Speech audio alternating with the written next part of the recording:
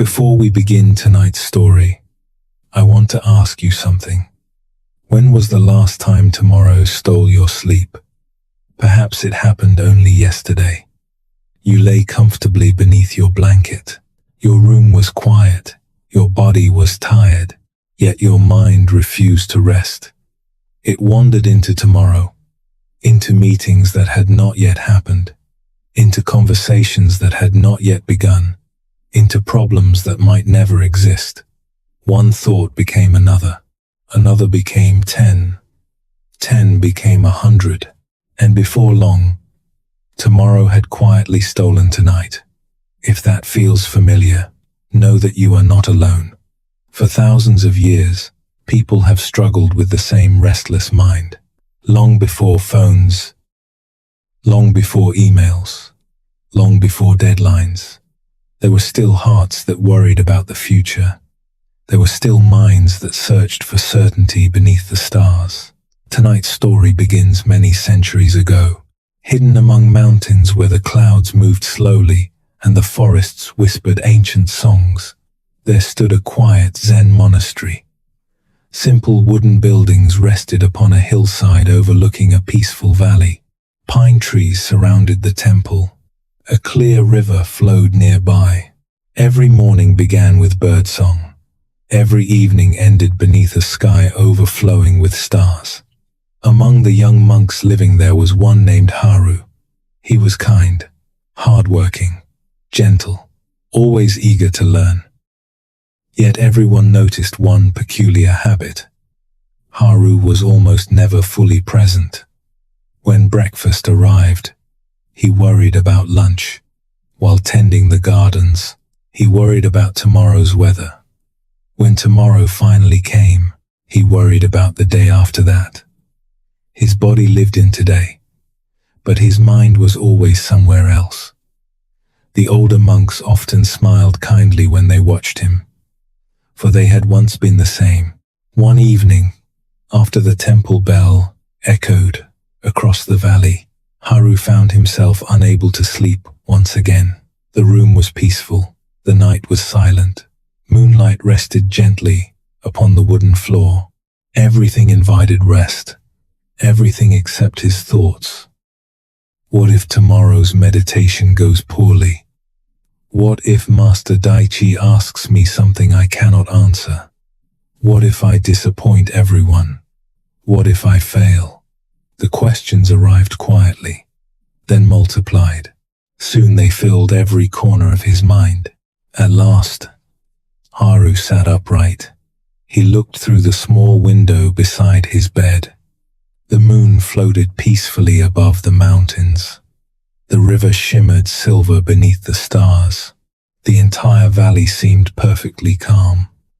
Only one thing refused to rest. His mind.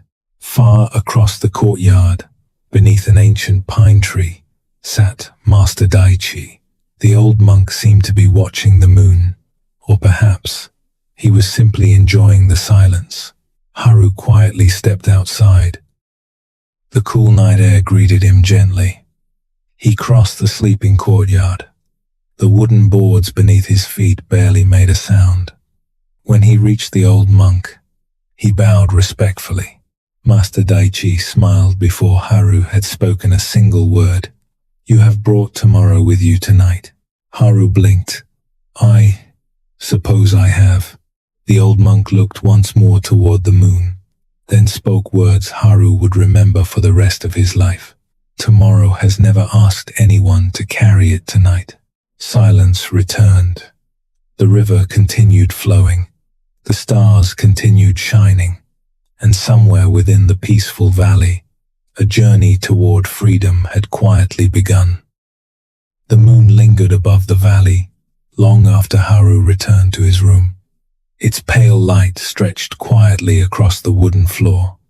Outside, the river continued its endless journey through the mountains. The pine trees swayed gently in the cool night breeze. Everything in the monastery seemed perfectly at peace. Everything except Haru's thoughts. He lay back beneath his blanket. He repeated Master Daichi's words silently. "Tomorrow has never asked anyone to carry it tonight. The sentence was beautiful, simple, gentle, yet somehow difficult to understand. If tomorrow did not need to be carried, then why did it always feel so heavy? Eventually, sometime before dawn, sleep found him. Not because he had solved every worry, but because his tired mind had finally surrendered. The temple bell rang before sunrise. Its deep voice echoed across the valley. One note, then another. Slow, steady, ancient. The monks quietly rose from their beds. Some folded their blankets. Others swept the stone paths. A few prepared warm tea in the kitchen. Each person moved without rushing. Each movement seemed complete, as though nothing needed to happen faster than it already was. Haru admired this, yet he rarely felt the same peace. Even while washing his face in the cold spring water, his thoughts wandered ahead. What duties will I have today? Will I finish everything? Will I make mistakes? The questions arrived before the morning had even begun. After meditation, Master Daichi approached him. The old monk carried a small bamboo basket. Inside rested a single folded letter. The paper looked old. Its edges had yellowed with time. The ink had faded slightly. Master Daichi held it out with a smile. Haru. Yes, master. I have a task for you. Haru bowed. I will do my best. I know you will. The old monk placed the letter gently into Haru's hands. I want you to deliver this. Haru examined the envelope. No name, no address. Only a simple brushstroke painted across the front. Tomorrow. He frowned slightly. Master. Who is it for? Master Daichi smiled. You'll know when you arrive. The answer confused him. But Haru had learned not to question every instruction. He placed the letter carefully inside his robe. After breakfast, he began walking down the mountain path. The morning air was crisp. Birdsong drifted through the trees. Sunlight filtered softly between the pine branches. The valley slowly awakened beneath the rising sun.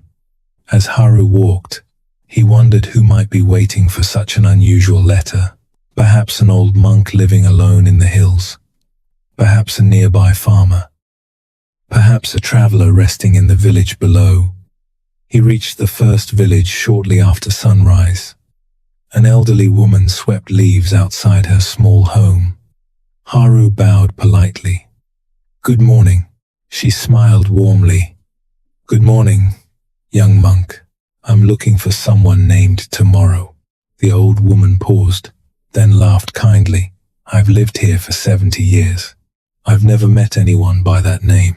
Haru smiled politely. Perhaps the next village. He continued walking.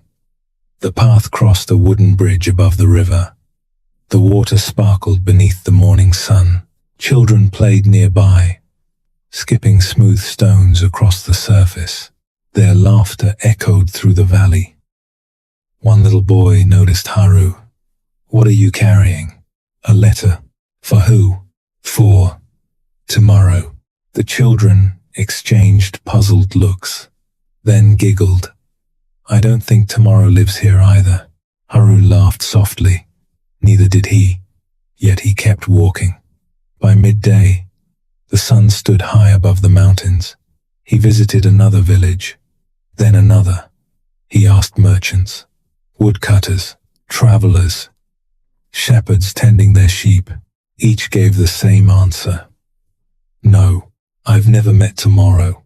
I don't know where Tomorrow lives. One elderly farmer leaned upon his shovel and smiled. If you find Tomorrow, please tell him not to bring rain during the harvest. The two laughed together. As afternoon faded toward evening, Haru finally stopped beside a quiet stream. His feet were tired. His shoulders ached. The letter remained safely tucked inside his robe, undelivered. He sighed. I've failed. The words escaped almost without thinking. The stream continued flowing. The breeze continued moving through the reeds. Nature offered no judgment, only stillness. As Haru sat quietly beside the water, an old fisherman approached carrying a simple wooden pole. He nodded politely. "You seem troubled." Haru returned the greeting. "I cannot complete my task." The fisherman sat beside him. "What task?" Haru showed him the letter. "I've been searching all day. For tomorrow." The old man smiled gently, then looked across the river. After a long silence, he asked, "When you woke this morning, was tomorrow here?" Haru frowned. "No." "And now?" The young monk looked around.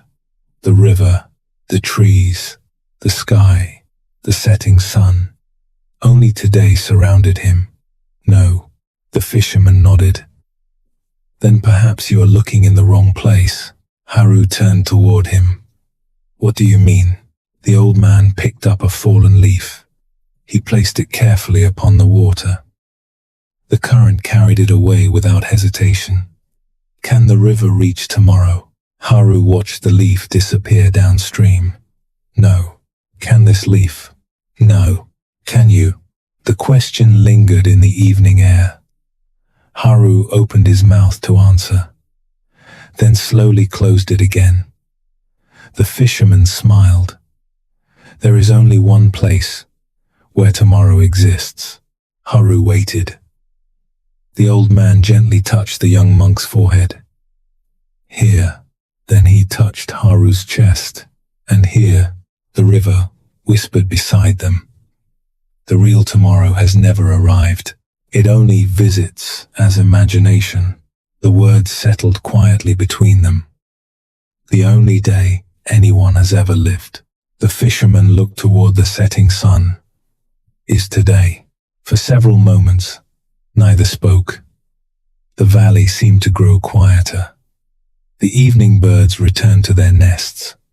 The river reflected the golden light of dusk. Haru looked down at the letter once more. The word written upon it suddenly felt different, not like a destination, but like a lesson. He thanked the old fisherman and began walking back toward the monastery. The sky slowly turned from gold to violet, then from violet to deep blue. Stars appeared one by one. The familiar mountain path welcomed him home. When he finally reached the temple, Master Daichi was waiting beneath the ancient pine tree. The old monk smiled before Haru said a word. "You could not find tomorrow." Haru shook his head. "No, Master." Master Daichi nodded gently. "I was hoping you wouldn't." Haru blinked. "You knew?" The old monk smiled. "There has never been anyone waiting to receive that letter." The young monk carefully removed it from his robe. "So, why send me?" Master Daichi looked toward the stars now filling the night sky. "Because some lessons cannot be understood inside a room." The old monk accepted the unopened letter. Then, without unfolding it, he placed it into the small fire burning beside the pine tree. The paper curled gently. The ink disappeared. The flames rose for only a moment, then settled once more. Haru watched silently. The letter was never meant for tomorrow. Master Daichi's voice was calm. "It was meant for you." The old monk turned toward him. "Tell me, how much of today did you miss while searching for tomorrow?" Haru lowered his eyes. He remembered the children's laughter, the sparkle of the river, the songs of morning birds, the warmth of afternoon sunlight, the kindness of strangers. He had seen them, but he had not truly been with them. His body had traveled through the valley. His mind had traveled somewhere else entirely. For the first time, he understood what his teacher meant. Tomorrow had not stolen his sleep alone. It had quietly stolen his days as well.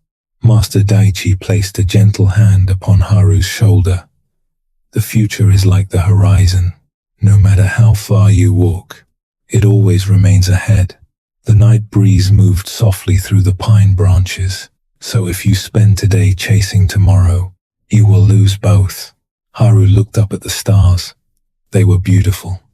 He wondered how many evenings like this he had hurried through without noticing. Perhaps too many.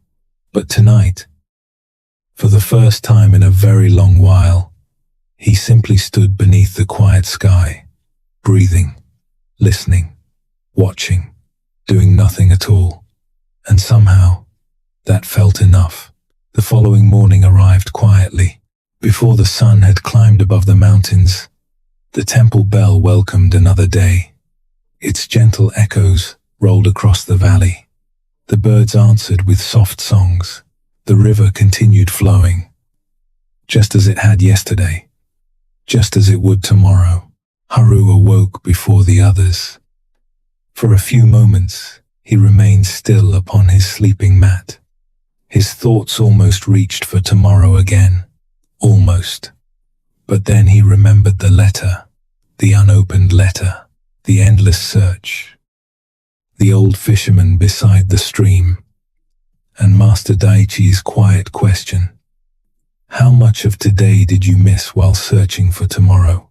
He smiled faintly, then took one slow breath. Only this morning, he reminded himself. Only this breath, only this moment. After meditation, the monks gathered for breakfast. Warm rice porridge, steamed vegetables, fresh tea, simple food, prepared with care. Haru noticed something he had rarely noticed before. The warmth of the bowl between his hands, the gentle steam rising into the cool morning air, the quiet sound of wooden chopsticks touching ceramic. No one hurried. No one reached for tomorrow. Everyone simply ate. When breakfast ended, Master Daichi approached once again. This time, he carried no letter, only a small watering can made from weathered copper. He handed it to Haru. Come with me. Together they walked toward the monastery gardens. The garden rested on a gentle hillside overlooking the valley. Stone paths wound between flowering shrubs. Tall bamboo swayed softly in the breeze. A small pond reflected the morning sky. Rows of herbs released their fresh fragrance into the air. Everything felt alive. Everything felt peaceful. The old monk stopped beside a single flower bed. Tiny green shoots had only just emerged from the soil. Beside them bloomed a magnificent white camellia. Its petals glowed softly beneath the morning sunlight. Master Daichi looked at Haru. What do you see? A beautiful garden. The old monk nodded. What else? Haru looked again. The flowers, the pond, the bamboo, the herbs. The old monk smiled. And what is missing? Haru frowned slightly. He searched the garden carefully. Everything appeared complete. I don't know. Master Daichi crouched beside the small green shoots. They are not yet flowers. No, they are tomorrow's flowers. Haru nodded. The old monk gently watered the young plants. Slowly, carefully, without spilling a drop. Then he watered the blooming camellia. Finally, he placed the watering can back into Haru's hands. Now you. Haru began watering each flower with care. When he reached the camellia, he hesitated. It already bloomed. Master Daichi smiled. Yes, then perhaps it doesn't need more water. The old monk gently shook his head. It blooms today, because someone cared for it yesterday. The words lingered softly in the morning air. And tomorrow's flowers bloom, because someone cares for them today. Haru continued watering, one flower after another, slowly, patiently. The old monk watched in silence. When Haru finished, they sat together beside the pond. Dragonflies skimmed across the water. A frog leaped quietly from one stone to another. The wind carried the scent of pine through the garden. Master Daichi picked up a tiny seed from the ground. He held it between two fingers. If I spend all morning worrying whether this seed will become a flower, what happens? Haru thought. You forget to plant it, the old monk smiled. And if I plant it, but spend every hour digging it up to check whether it has grown, it will never grow. Master Daichi nodded. Exactly. The old monk looked across the garden. Many people treat tomorrow exactly this way. They plant, they water, they work, but every few minutes, they dig up their peace to see whether the future has arrived. The image made Haru laugh softly. It sounded ridiculous, yet it also sounded painfully familiar. How often had he done exactly that? Every task became a question.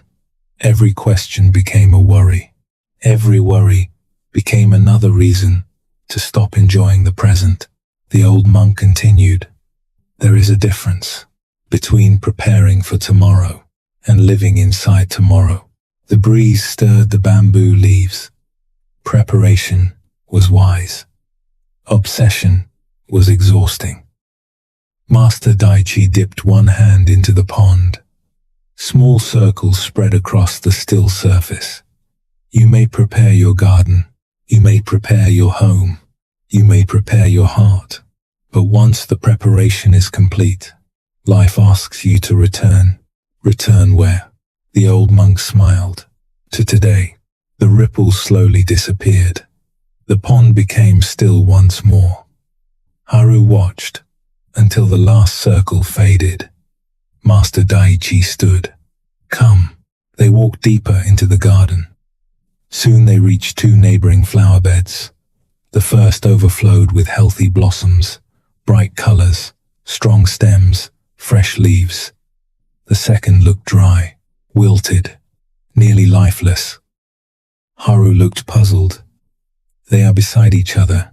They receive the same sunlight, the same rain, the same soil.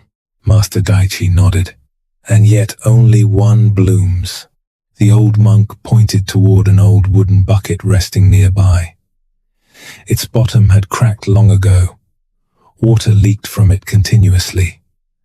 The young monk, who cared for this bed, spent every morning worrying whether winter would be harsh. He forgot to water today's flowers. Silence settled over the garden. The lesson required no explanation. Haru looked again at the wilted plants. No storm had destroyed them. No disaster had struck. Neglect had been enough. Not neglect caused by laziness. Neglect caused by fear. Fear of tomorrow. Master Daichi spoke quietly. Worry is often mistaken for responsibility. The words surprised Haru. Many people believe that if they worry enough, they are preparing. The old monk smiled gently. But worry waters nothing. The breeze carried a few white petals across the stone path. Attention waters.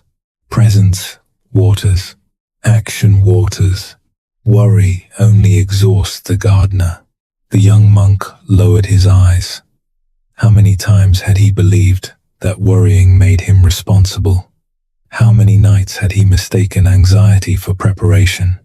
Too many to count. Master Daichi placed the empty watering can beside him. It is impossible to water tomorrow's flowers using tomorrow's rain. The sentence settled deeply inside Haru. The old monk continued. The only water you possess is today's. The garden remained silent. The dragonflies continued dancing above the pond. The camellia swayed gently in the breeze. Everything seemed to illustrate the lesson. Nothing bloomed by worrying. Everything bloomed by quiet care. Master Daichi bent down beside one small flower. Its petals had only just begun opening. Tell me, Haru, if this flower spent all day worrying about next spring, would it bloom today? Haru smiled. No, and yet people ask themselves to do exactly that. The old monk looked toward the valley below. The future is nourished by today's attention, not today's anxiety. Those words remained with Haru long after they left the garden. Throughout the afternoon, he swept fallen leaves from the stone paths. Normally, he would hurry, thinking about the next task, and the next, and the next. Today was different. He noticed the sound of the broom brushing the stones, the warmth of sunlight upon his shoulders, the scent of cedar carried by the wind, the distant song of birds. Each moment felt complete, not because every worry had disappeared, but because he no longer followed every worry that appeared. That evening, before sunset, he returned to the garden alone. The white camellia still bloomed. The young shoots remained small.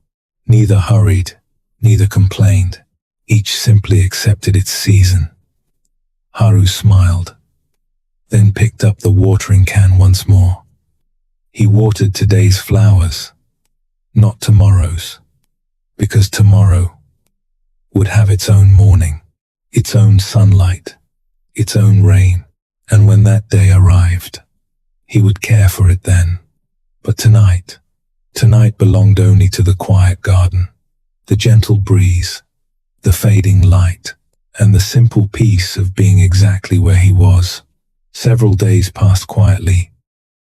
The monastery settled into its familiar rhythm. Morning bells echoed through the valley. The gardens awakened beneath the first light. The river continued its patient song, and each evening, the stars returned without fail. Haru noticed something changing within himself. Not all at once, not dramatically, but gently, like the first warmth of spring after a long winter. He still worried from time to time. His thoughts still wandered toward tomorrow. But now, more often than before, he noticed them. He no longer believed every fearful thought that appeared. He no longer chased each one through endless corridors of imagination. Instead, he would pause, take one slow breath, and quietly return to the present moment. Master Daichi noticed, though he said nothing. One cool autumn morning, before sunrise painted the eastern sky, the old monk knocked softly upon Haru's door. Haru. The young monk opened it immediately. "Yes, master. Today, we climb the northern mountain." Haru bowed. "I'll prepare at once." He dressed warmly and stepped outside. The morning air was crisp. Mist drifted across the valley floor. The scent of cedar filled the cool breeze. Beside the temple gate rested two backpacks. One belonged to Master Daichi. Small, simple, made from faded brown cloth. The other was larger. It appeared much heavier. Master Daichi smiled. "The larger one is yours." Haru lifted it onto his shoulders. Immediately, he felt its weight. It was unusually heavy, much heavier than expected for a simple mountain walk. He frowned. "What have we packed?" The old monk answered calmly. "Only what is necessary." Haru accepted the answer without another question. Together, they began climbing the winding mountain path. The first part of the journey was pleasant. Morning sunlight slowly touched the highest peaks. Birds welcomed the new day with quiet songs. The forest glowed with shades of gold, amber, and deep green. Fallen leaves covered the narrow trail. Each step released the earthy scent of autumn. Master Daichi walked steadily, neither fast nor slow. Each footstep seemed effortless. Haru followed closely behind.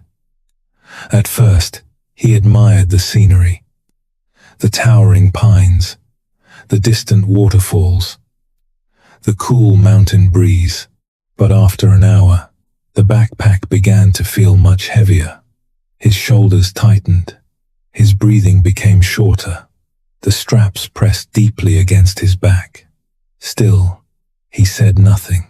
Another hour passed. The trail grew steeper. Rocks replaced soft earth beneath their feet.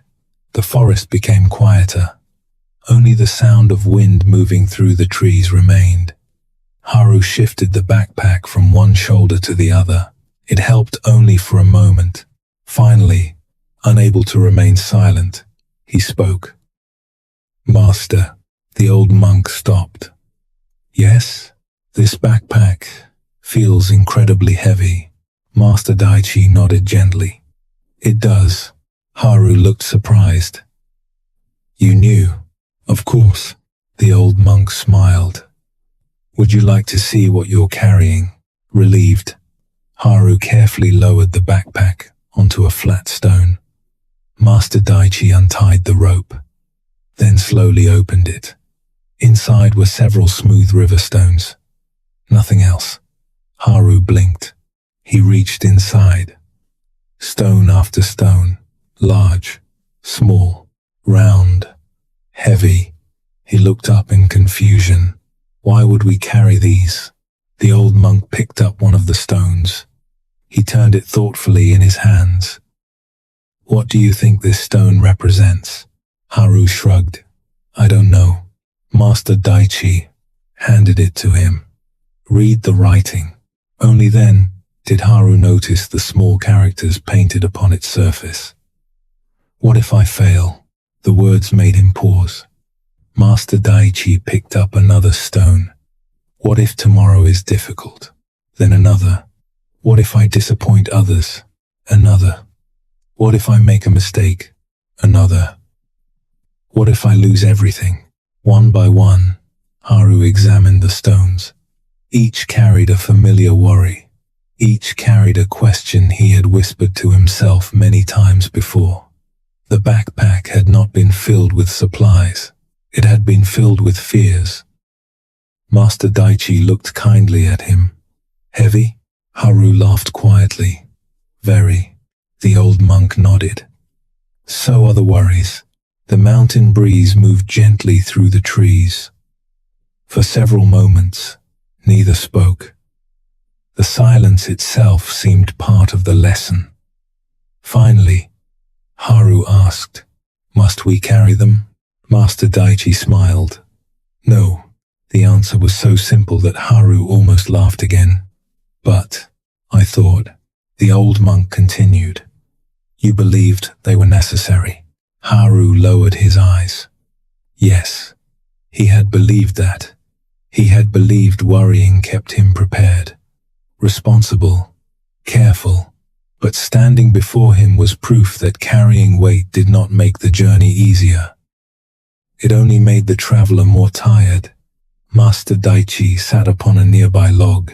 Imagine two travelers. They begin climbing the same mountain.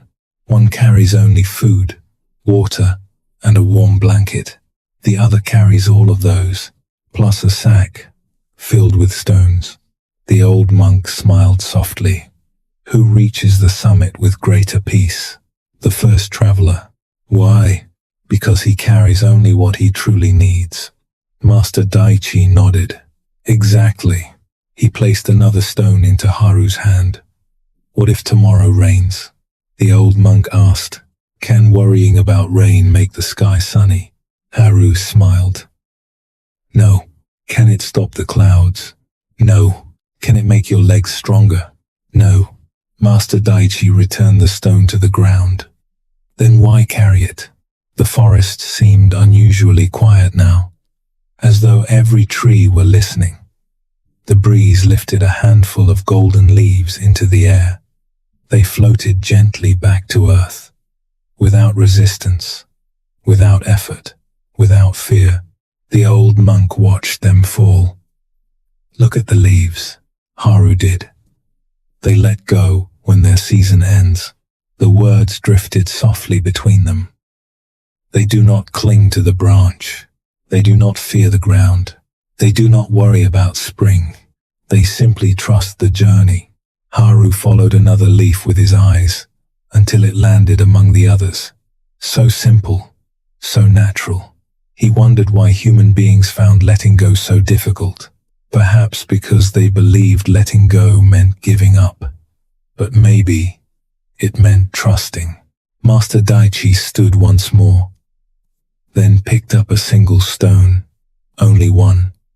He placed it back into the backpack. Haru looked puzzled. Why keep that one? The old monk smiled. The words painted upon it read, "Today's responsibility." "This," Master Daichi said, "is worth carrying." The backpack now felt astonishingly light, almost empty. Haru lifted it easily onto his shoulders. The difference amazed him. The path ahead had not changed. The mountain had not become smaller. The climb had not become easier. Only the weight had changed. And suddenly, everything felt possible again. They continued walking. This time, Haru noticed the sounds around him once more. The rustling branches, the distant call of an eagle, the cool air filling his lungs. Earlier, the heavy backpack had stolen these moments from him. Now they returned. Not because the mountain was different, because he was. Around midday, they reached a wide overlook. The valley stretched endlessly below. The monastery appeared tiny in the distance. The river shimmered like silver thread beneath the sun. Master Daichi rested beside an ancient pine. "Haru." "Yes, Master. When people worry about tomorrow, they often believe they are seeing the future." The old monk looked across the mountains, but most of the time, they are only feeling the weight of imaginary stones. Haru listened carefully. The old monk continued, "The future rarely exhausts us. Our imagination does." The breeze moved quietly between the trees. The valley lay peaceful beneath them. Master Daichi smiled. "There is enough weight in today's work. There is no need to borrow tomorrow's." Those words settled deeply within Haru. He looked once more at the nearly empty backpack. Only one stone remained. Today's responsibility, nothing more, nothing less. For the first time in many years, he wondered what life might feel like if he carried only what truly belonged to today. Perhaps it would feel exactly like this mountain breeze. Light, fresh, quiet, free, and together, without another word, the two monks continued climbing toward the summit. Each step steady, each breath calm, each moment belonging only to this day. Several days after their journey to the northern mountain, the valley welcomed a new season. The mornings became cooler. The evenings arrived a little earlier.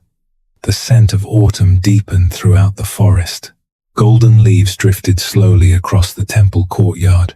The mountains, dressed in shades of amber and crimson, stood quietly beneath an endless blue sky. Life at the monastery continued with its familiar rhythm. The bell greeted the dawn. The gardens welcomed the sunlight. The river carried the reflections of passing clouds. And Haru continued practicing what he had learned. Some mornings his mind still reached toward tomorrow. It happened almost automatically. A question, a possibility, a fear. But now, instead of following it immediately, he would pause. He would notice the thought, smile gently, take one slow breath, then return to whatever rested before him, the warm tea in his hands, the sound of the broom sweeping the stone path, the cool breeze moving through the pine trees. Little by little, the present became easier to find. One afternoon, dark clouds gathered above the western mountains.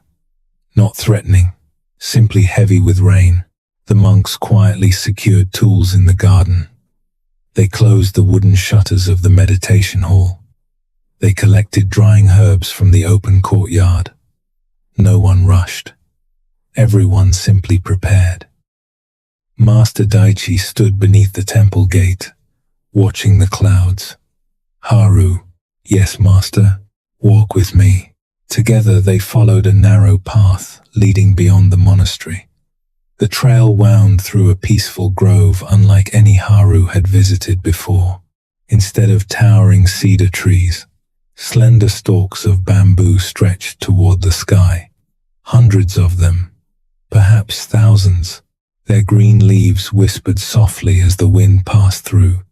The sound resembled gentle rain or distant waves upon a quiet shore. Haru smiled. I've always loved this place. Master Daichi nodded. The bamboo has much to teach. The old monk rested his hand upon one of the tall stalks. It swayed gently beneath his touch. Flexible, light, graceful. The wind began growing stronger. Not violent, but steady. The bamboo bent together. First one direction, then another. Never resisting, never struggling, only moving with the breeze. Haru watched in silence. A powerful gust swept through the grove. The bamboo bowed deeply. Its leaves rustled like thousands of quiet voices speaking at once. When the wind passed, every stalk returned calmly to its place. Master Daichi asked, "What did you notice?" "They bend." The old monk smiled. "And then?" "They stand again." Master Daichi nodded. "Come." They continued walking until they reached the edge of the grove. There stood an enormous oak tree. Its trunk was thick. Its branches stretched proudly across the hillside. Its roots gripped the earth with tremendous strength. The tree looked almost invincible. Yet one enormous branch lay broken upon the ground. Fresh splinters marked the place where it had snapped during an earlier storm. Haru examined it carefully. "What happened?" Master Daichi looked toward the bamboo grove behind them. "The wind." Haru looked back. "But the bamboo survived." "Yes." "Why?" The old monk smiled. The oak believed strength meant refusing to move. The breeze stirred the fallen leaves around their feet. The bamboo understood that strength sometimes means yielding. The words lingered in the quiet afternoon. Haru looked once more toward the graceful green stalks. None had broken. Each had bowed. Each had trusted the wind to pass. The old monk began walking again. "The future is much like the wind." Haru listened closely. "We cannot command it. We cannot predict every change. We cannot hold it still." The clouds continued gathering overhead. The air smelled faintly of rain. Master Daichi stopped beside a small stream flowing through the grove. He picked up a thin bamboo branch that had fallen naturally to the ground. Holding it gently between his hands, he asked, "What would happen if I demanded that this bamboo never bend again?" Haru smiled. "It would eventually break." "Exactly." The old monk looked toward the darkening sky. Many people ask this of themselves. They tell themselves, "I must never fail. I must never change. I must never be uncertain. I must always know what tomorrow will bring." The old monk's voice remained calm. But life was never designed that way. The breeze grew stronger. The bamboo bowed again. Its leaves shimmered like green waves. Master Daichi continued, "Control is often another name for fear." Haru looked surprised. The old monk explained, "When we fear tomorrow, we try to control every possible outcome. We rehearse conversations. We imagine disasters. We predict disappointments. We build hundreds of futures inside the mind." He smiled gently. "And still, tomorrow arrives in its own way." The sentence settled quietly inside Haru. How many nights had he rehearsed events that never happened? How many hours had he spent preparing for storms that never came? Too many. Far too many. Master Daichi crouched beside the stream. The water flowed effortlessly around every stone in its path. "It is natural to prepare. The old monk dipped his fingers into the cool water. It is wise to learn. It is wise to plan. But after preparation comes trust. The water continued flowing around his hand. Trust does not mean believing nothing difficult will happen. It means believing you can meet tomorrow. When tomorrow becomes today. Haru repeated the words silently. When tomorrow becomes today. That was the only moment anyone had ever faced. No one had ever lived tomorrow. People only lived today. Again. And again. And again. A distant rumble echoed through the mountains. Thunder. Soft. Far away. The first raindrops began falling. Tiny circles appeared upon the surface of the stream. The bamboo welcomed the rain without complaint. Its leaves glistened beneath the silver droplets. Master Daichi and Haru stood quietly beneath the grove. The bamboo sheltered them surprisingly well. Rain tapped gently against thousands of narrow leaves. The sound was soothing, steady, peaceful, almost like a lullaby. Haru closed his eyes for a moment. He listened. The rain, the wind, the bamboo, everything moved together. Nothing resisted. Nothing argued with the weather. Nothing wished the storm away. Nature accepted what arrived, then continued living. Master Daichi spoke softly, almost as though speaking to the rain itself. There are two storms. Haru opened his eyes. The first falls from the sky. The second is created by the mind. The old monk looked kindly at him. The first may wet your clothes. The second can steal your peace. Lightning flashed somewhere beyond the mountains. A moment later came another gentle roll of thunder. Neither monk moved. Neither seemed disturbed. The rain was simply rain. Nothing more. Master Daichi smiled. Notice something. Haru looked around.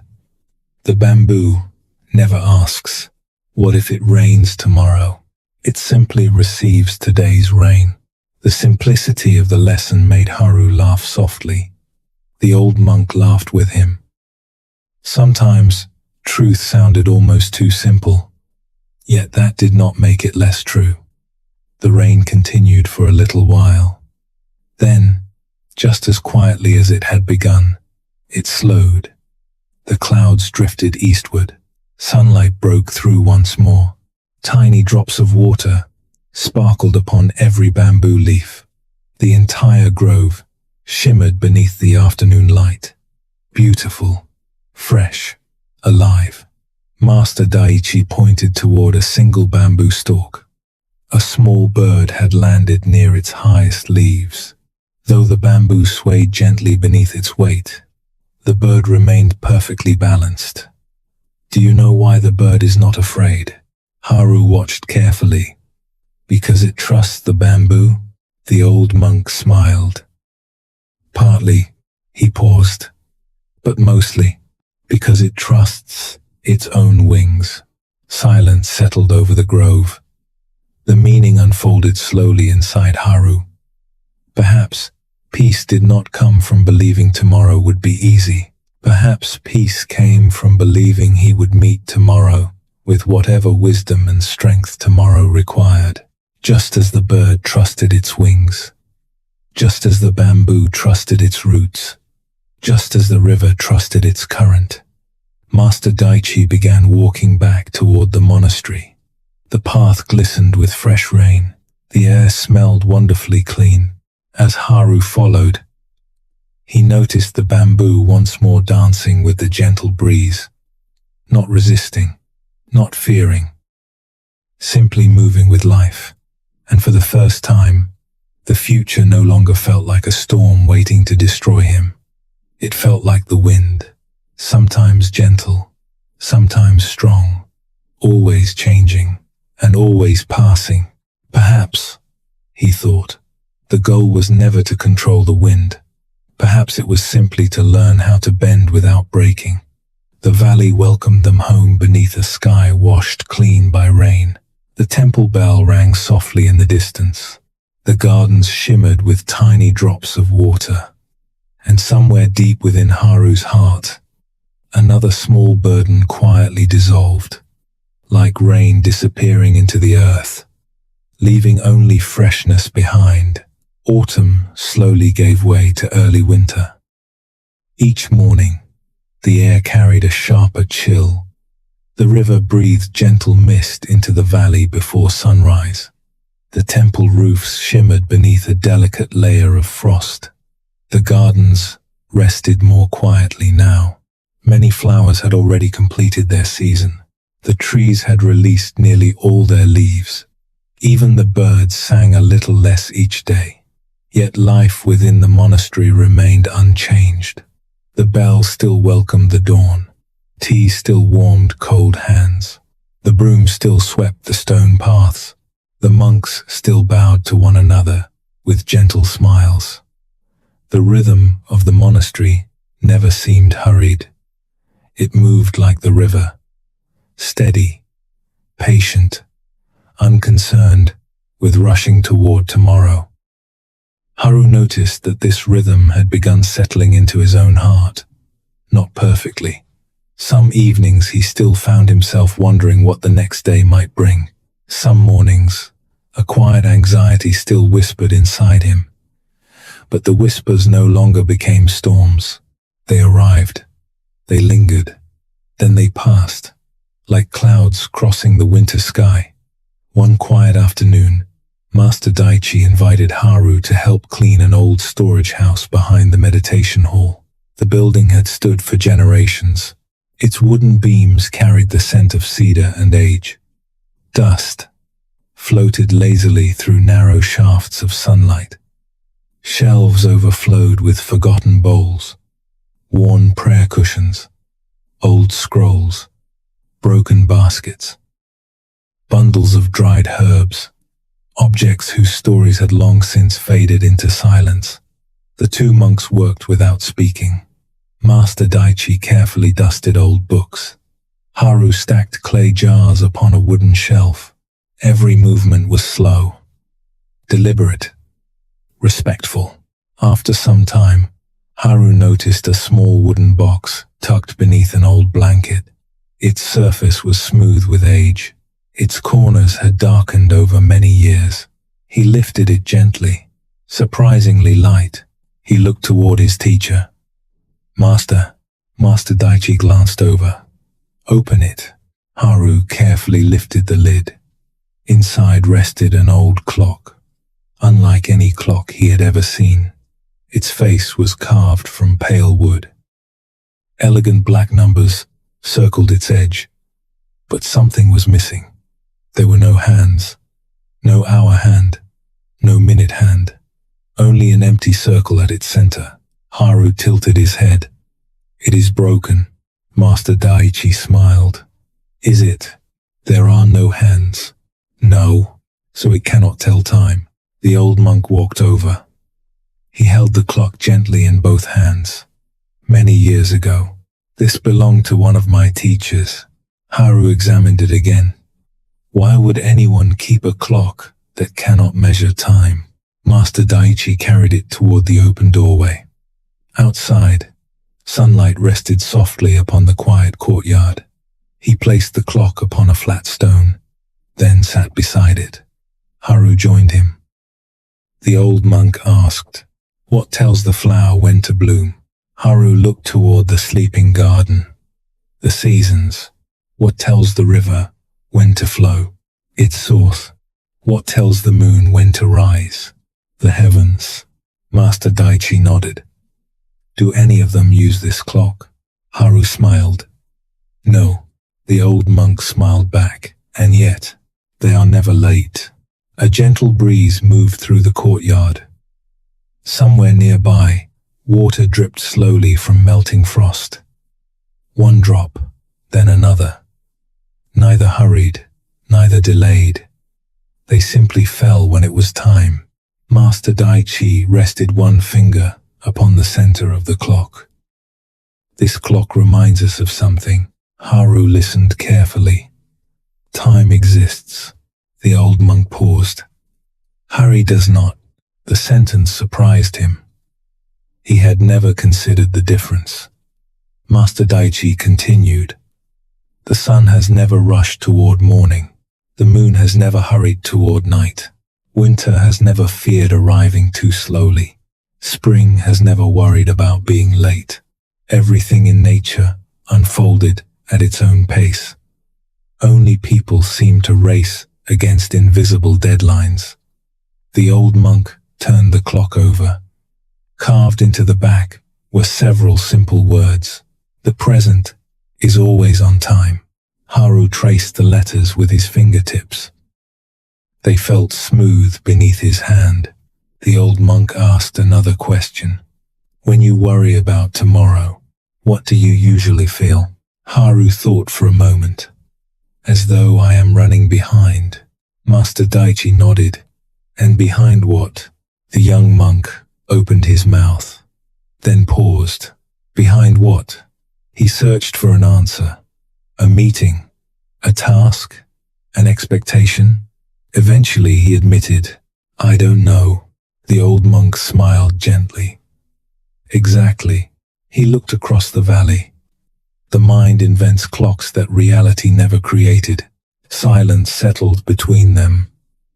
Master Daichi continued. It whispers. It whispers. You should already know. You should already succeed. You should already be somewhere else. The old monk shook his head. But life rarely speaks that way. The courtyard remained peaceful. A squirrel scampered along the stone wall. The temple bell rang once in the distance. Slowly, deeply, without urgency. Master Daichi closed his eyes for a moment. Listen. Haru listened. The bell faded. The wind returned. A bird called briefly from the cedar trees. Then silence. What do you hear? The monastery. The old monk smiled. Do you hear hurry? Haru laughed softly. No, because hurry exists only in thought. The words settled deeply. Master Daichi picked up a dry maple leaf. He held it before Haru. If I command this leaf to become spring again, will it obey? No. If I become angry, will winter end sooner? No. If I become anxious, will tomorrow arrive faster? Again, Haru smiled. No. The old monk nodded. Then why suffer over the speed of life? The breeze carried the leaf gently from his fingers. It floated quietly across the courtyard. No struggle, no resistance, only movement, only acceptance. The old monk watched it disappear. When people believe they are late, they stop seeing where they are. Haru felt those words immediately. How often had he believed he was behind other monks, behind his own expectations, behind the future he imagined he should already have reached. Yet every time he believed that story, he lost the beauty of the present moment. Master Daichi stood and began walking slowly through the courtyard. Haru followed. They passed the meditation hall, the small koi pond, the herb garden sleeping beneath winter's first frost. Everything seemed perfectly timed. Nothing hurried, nothing delayed. The old monk stopped beside the ancient pine tree where they had first spoken many nights ago. Haru. Yes, Master. If you plant a pine seed today, can you ask it to become 100-year-old tree by next week? The young monk laughed. Of course not. And yet, the old monk smiled kindly. Many people ask this of themselves. The laughter faded into thoughtful silence. How true it was. People expected themselves to master skills overnight, to heal immediately, to know every answer, to never make mistakes, to always be ahead. Master Daichi rested his hand upon the rough bark of the old pine. This tree became wise, one quiet season at a time. Snowflakes began drifting gently from the gray sky. The first snowfall of the year. Tiny, delicate, beautiful. Neither monk moved. They simply watched. Each snowflake landed exactly when it was meant to. Never early, never late. The old monk smiled toward the sky. Do you know why snow is peaceful? Haru shook his head. It never competes with another snowflake. The answer made Haru smile. The snowfall grew slightly heavier. The valley slowly turned white. The roofs, the gardens, the pathways, everything softened beneath winter's gentle touch. Master Daichi handed Haru the clock without hands. Keep it. The young monk looked surprised.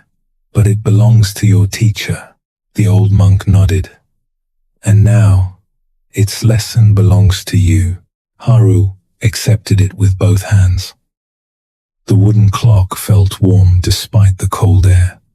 Simple, silent, timeless. That evening, he placed it beside his sleeping mat. There it remained, day after day, week after week. A clock that measured nothing, yet somehow reminded him of everything that mattered. Whenever anxiety whispered, "You're running out of time," he looked at the empty face of the clock. Whenever fear insisted, "You're falling behind," he remembered the pine tree, the river, the seasons, the snow.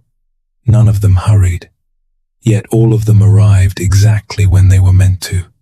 And little by little, the invisible race inside his mind began to slow, one breath at a time, one day at a time, one peaceful moment at a time.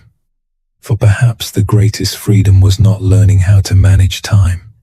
Perhaps it was learning that the present moment had never once been late. It had always been here, waiting patiently for him to notice. Winter had quietly settled over the valley. The monastery awoke each morning beneath a blanket of white. Snow rested upon the rooftops. Snow covered the gardens. Snow softened every stone path until the entire temple seemed wrapped in silence. Even the river had changed. Its flowing water remained free beneath the surface, but gentle sheets of ice gathered along its edges. The world had become quieter, not empty, simply quieter. It was a silence that invited listening. One crisp morning, after meditation had ended, Master Daichi found Haru sweeping fresh snow from the temple steps. The young monk worked slowly. Each stroke of the broom revealed the dark stone beneath. Master Daichi watched for a while before speaking. "Haru." The young monk looked up. "Yes, master. There is somewhere I would like to show you." Haru placed the broom against the wall. Together they left the monastery. The morning sun hung low above the mountains, casting long shadows across the snow-covered valley. Their footsteps made soft crunching sounds beneath their sandals. The cold air filled their lungs with refreshing clarity. Neither monk hurried, neither spoke. The silence between them felt comfortable now. No longer awkward, no longer filled with questions. After nearly an hour of walking, the forest opened before them. A deep gorge stretched across the mountainside. Far below, a narrow river wound between dark rocks. The water rushed swiftly, carrying melted snow toward the valley. Spanning the gorge was an old wooden bridge. Its planks were weathered. Its ropes had faded with age. The bridge swayed gently in the winter breeze. It looked sturdy, but old, very old. Haru stopped. "It has stood here for many years." Master Daichi nodded. "Long before either of us was born."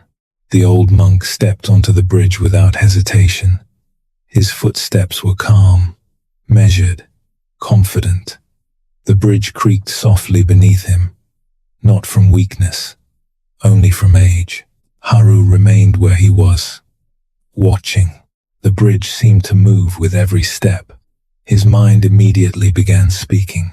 What if a rope snaps? What if the wood breaks? What if I fall? The familiar voice of tomorrow had returned. Not tomorrow the day, tomorrow the imagination. Master Daichi reached the middle of the bridge. He turned, smiling gently. Are you coming? Haru hesitated. I. His eyes dropped toward the rushing river below. The sound of water echoed through the gorge. The height suddenly felt enormous. His heartbeat quickened. Master Daichi waited patiently. No pressure, no impatience, only quiet presence. Finally, Haru stepped onto the first plank. The bridge shifted slightly beneath his weight. His hands tightened around the rope railing. Another step. The bridge swayed. Another thought appeared. What if the next plank breaks? Another step. What if the wind becomes stronger? Another. What if? The thoughts multiplied faster than his footsteps. Master Daichi observed him kindly, then asked, Haru, yes, how many times have you crossed this bridge? The question seemed strange. This is my first time. The old monk smiled. Is it?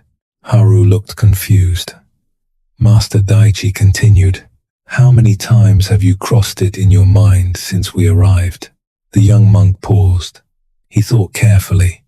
He had imagined slipping, imagined falling, imagined broken ropes, imagined collapsing wood, imagined every possible disaster, perhaps dozens of times, without realizing it. He answered quietly, many. The old monk nodded. And yet, your feet have taken only 3 steps. The wind whispered through the gorge. The river flowed endlessly below. Master Daichi's words settled gently into the cold morning air. You have crossed the bridge many times, but only one crossing is real. Haru stood motionless, looking down at the wooden planks beneath his feet. It was true. His body had barely begun the journey. His imagination had already completed hundreds of different endings, some frightening, some impossible, some absurd. Yet every imagined crossing had exhausted him a little more. Master Daichi spoke again. The mind often believes that imagining suffering prepares us for life. He smiled softly, but most imagined bridges never exist. The old monk rested one hand upon the weathered rope. Tell me, has this bridge failed you? Haru looked around. No. Has the wind harmed you? No. Has the river reached up to pull you down? A faint smile appeared. No. Then where is your fear living? The answer came almost immediately. Inside my thoughts. Master Daichi nodded. Exactly. Snowflakes drifted lazily from the branches above. The forest remained peaceful. Nothing around them demanded fear. Only the imagination continued creating it. The old monk began walking again, slowly, one step, then another.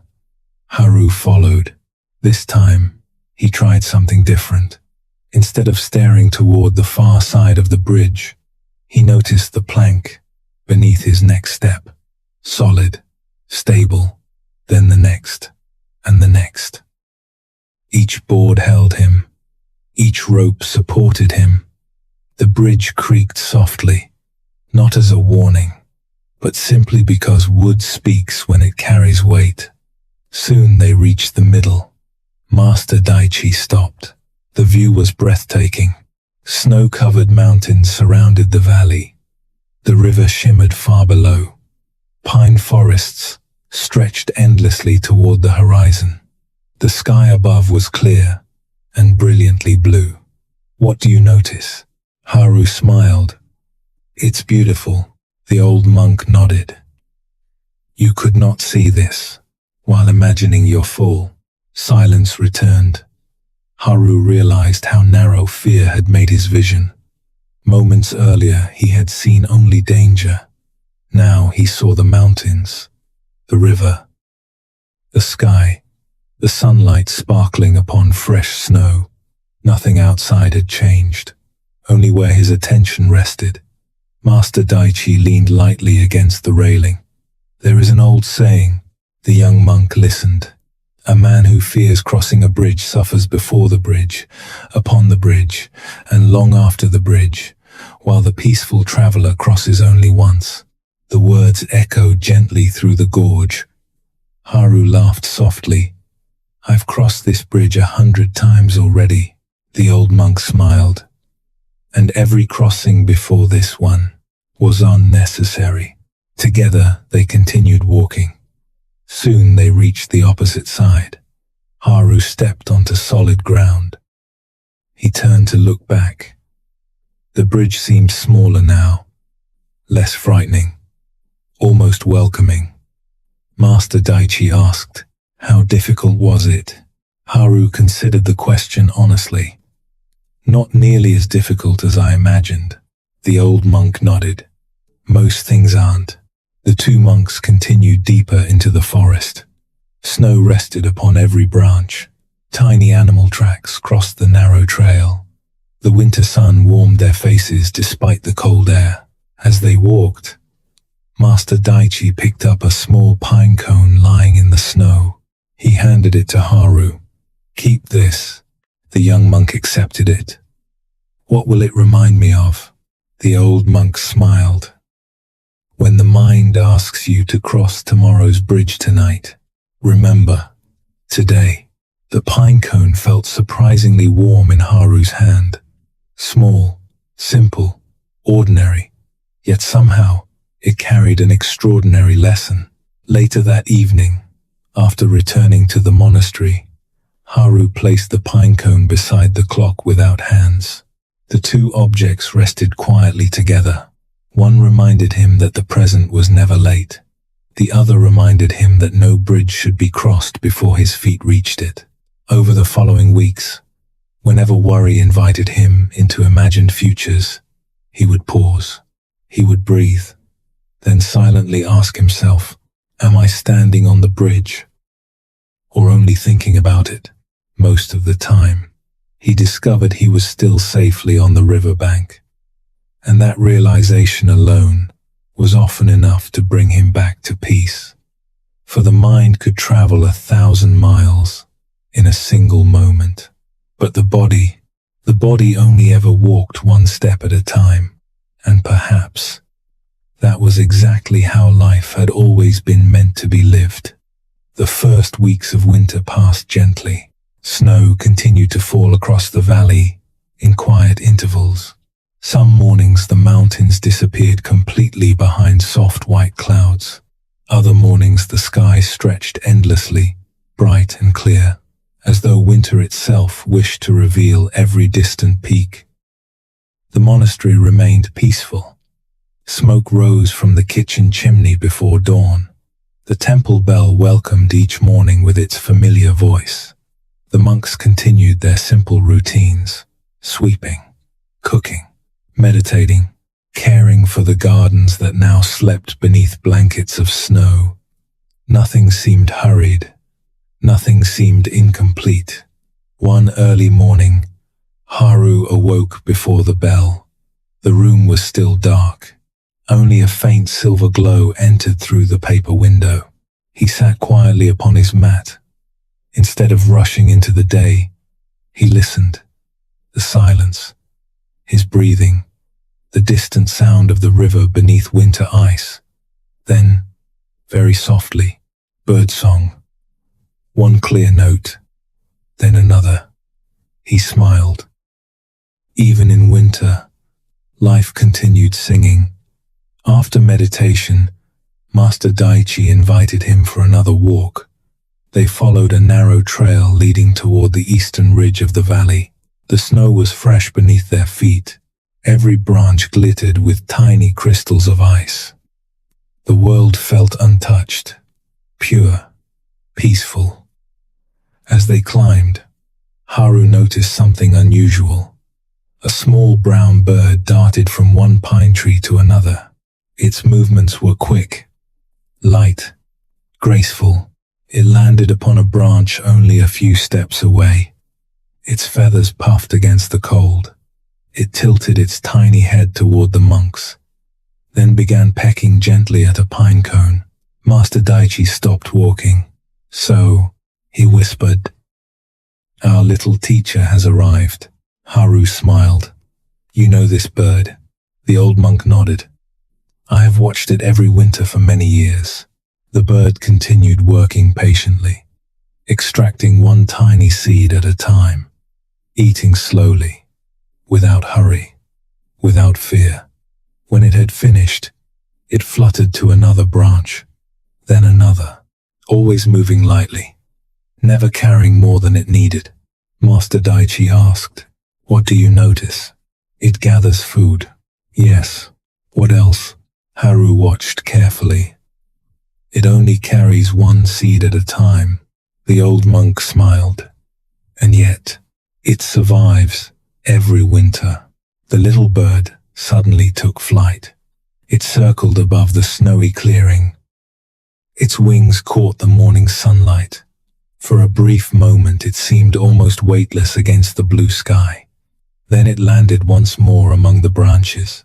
Master Daichi continued, "Have you ever seen a bird trying to carry the entire forest?" Haru laughed softly. "No. Have you ever seen one trying to collect enough food for 10 winters?" "No. Have you ever seen one attempting to own the sky?" Again, Haru smiled. "No." The old monk nodded. "Nature prepares, but it does not panic." Those words settled quietly into the crisp winter air. The bird continued searching, patiently, calmly, finding one seed, then another, never frantic, never desperate. Master Daichi picked up a small pine cone from the snow. He rolled it gently between his hands. Many people believe peace comes from having enough. He looked toward the bird. But often, peace comes from trusting enough. Haru watched the tiny creature disappear briefly into another tree. It seemed completely at ease, not because winter was easy, but because it lived fully within the day it had been given. The old monk continued, "Imagine if this bird spent every sunrise worrying about next winter." Haru chuckled. "It would forget to eat today." Master Daichi smiled. "Exactly." The two stood quietly. The forest seemed alive with tiny movements. A squirrel darted across the snow. A rabbit emerged briefly before disappearing beneath a fallen log. The wind whispered through the cedar branches. Every creature seemed busy, yet none seemed hurried. Every creature prepared, yet none seemed consumed by fear. Master Daichi looked toward the mountains. There is wisdom hidden in simplicity. The old monk crouched beside a patch of untouched snow. He gently drew a circle with one finger. "This circle is today."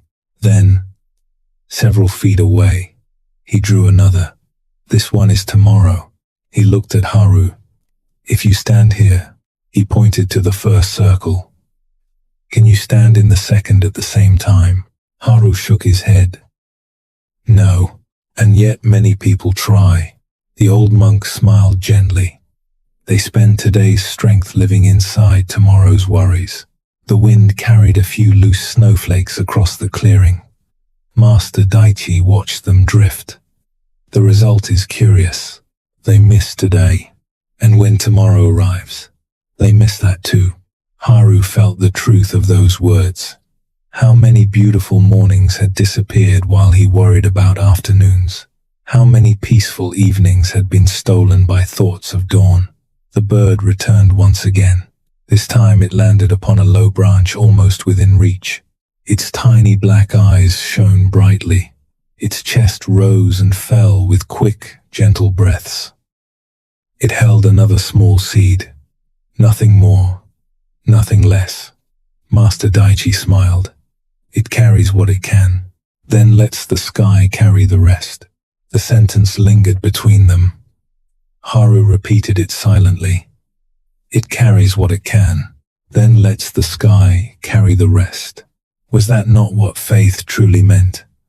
Not certainty, not control, but quiet trust. The old monk continued walking. Soon they reached a frozen pond nestled among the pines. Its surface reflected the pale winter sky. No wind disturbed it. Everything was perfectly still. Master Daichi sat upon a smooth stone near the water's edge. Haru joined him. After several moments of comfortable silence, the old monk asked, "What do you think weighs more, a sack full of grain, or a mind full of fear?" Haru smiled. "The mind." "Why?" "Because you carry it everywhere." Master Daichi nodded with satisfaction. "Exactly." He looked toward the pond. "The bird carries food. We carry stories." The old monk's eyes reflected the still water. Stories about tomorrow. Stories about failure. Stories about loss. Stories about everything that has not yet happened. The pond remained perfectly calm. When repeated often enough, those stories begin feeling like truth. Haru lowered his gaze. He remembered countless nights spent believing imagined disasters. None had happened, yet each had felt painfully real. Master Daichi picked up a handful of snow. He held it gently, then opened his hand. The snow melted almost immediately against the warmth of his skin. Fear behaves much like this. The water slipped quietly between his fingers. The tighter we cling, the faster it escapes. The old monk smiled. But if we simply notice it, it changes naturally. The lesson required no argument. Nature demonstrated it perfectly. Everything changed.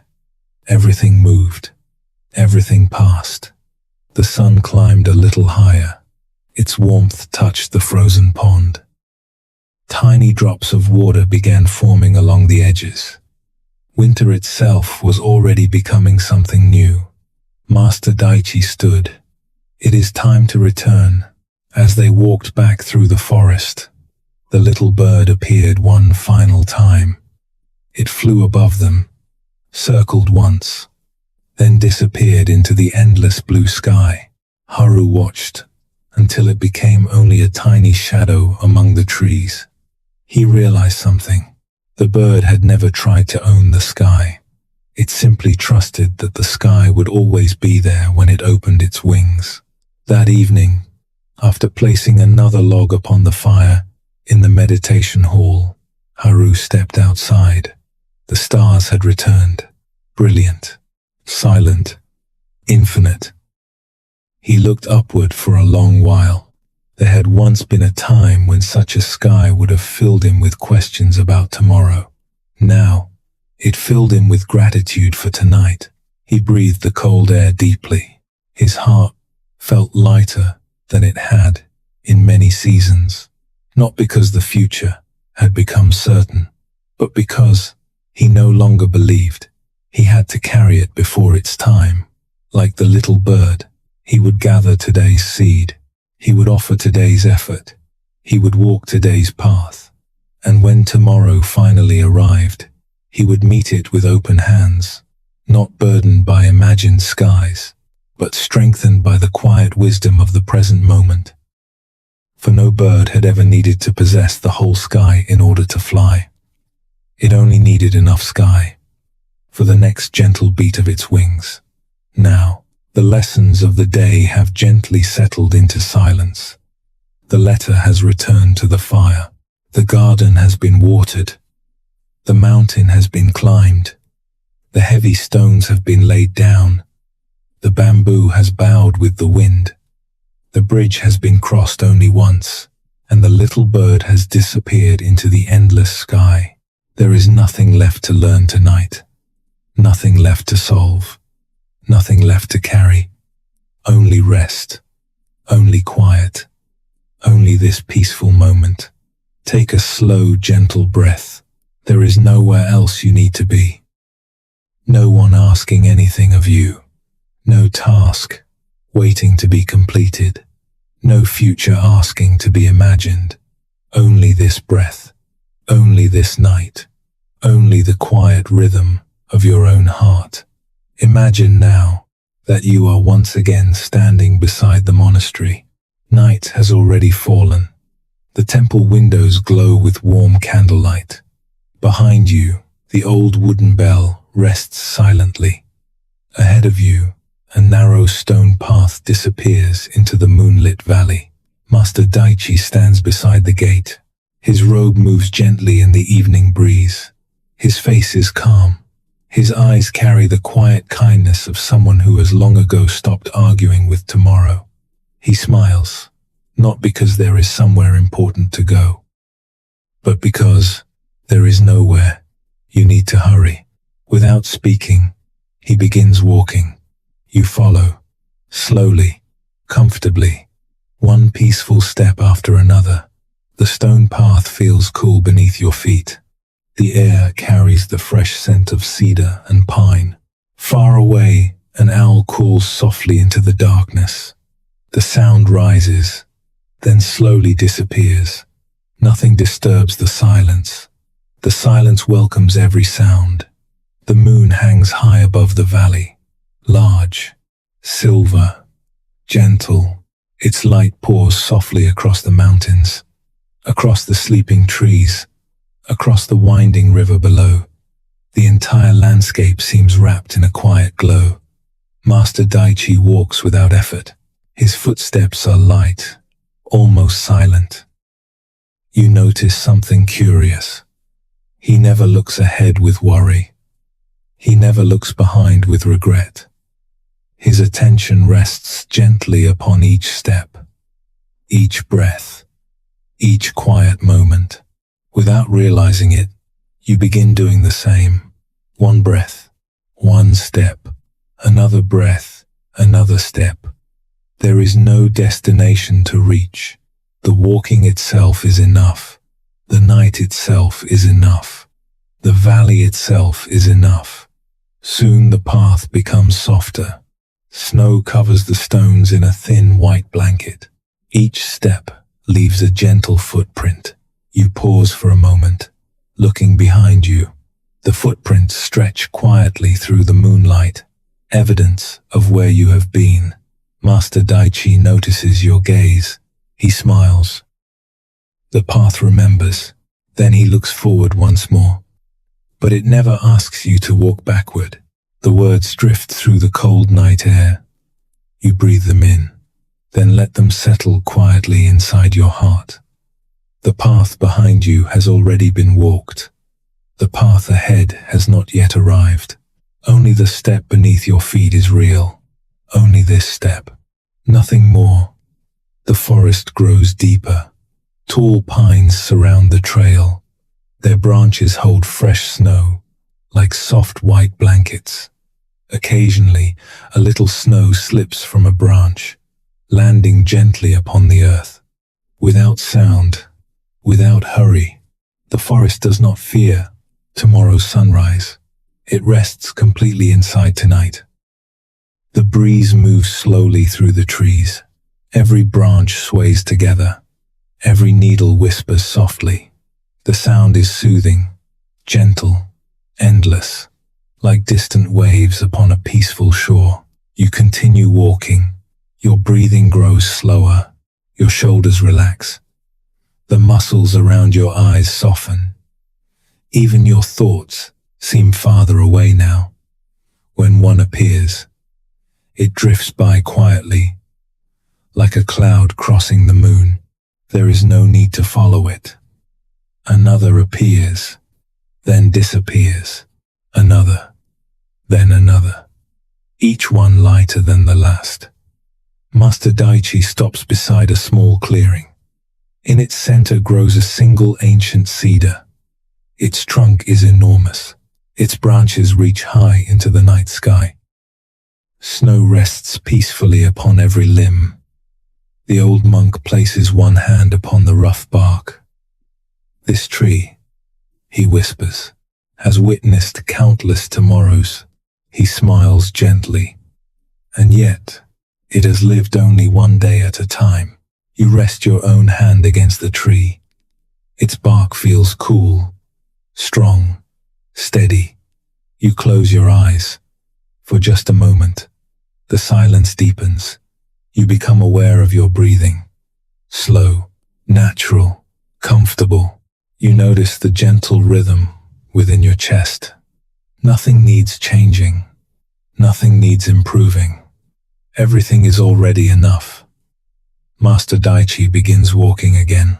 The path now slopes gently downward toward the valley floor. Moonlight dances across untouched snow. The river becomes louder. Not loud enough to interrupt the silence, only loud enough to accompany it. Its voice is steady, soft, elegant. When you finally reach its banks, the water glimmers like liquid silver. The current moves slowly between smooth stones.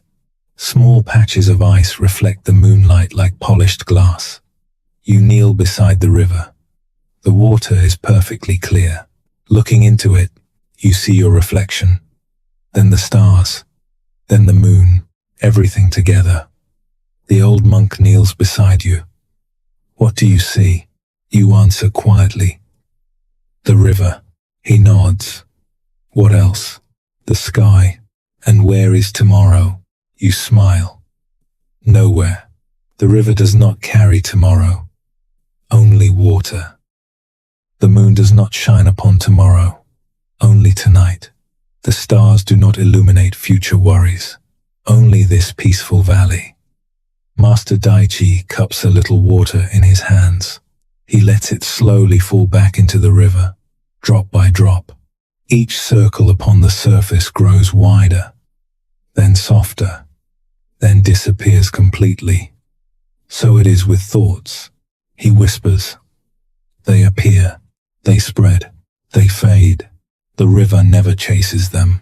The current continues flowing. Steady, patient, unconcerned. You remain beside the water for several quiet breaths, listening, watching, simply being. Your body feels pleasantly warm despite the cool night. Your breathing slows even more.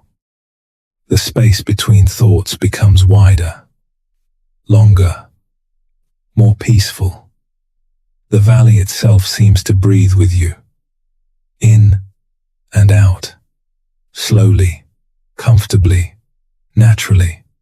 Master Daichi stands once more. He offers his hand. Together you continue walking beside the river. The trail is almost level now. Easy, gentle.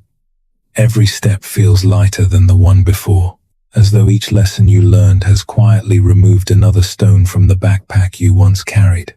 The questions about tomorrow seem very far away now, almost like voices heard from another valley, too distant to disturb this quiet night, too distant to matter.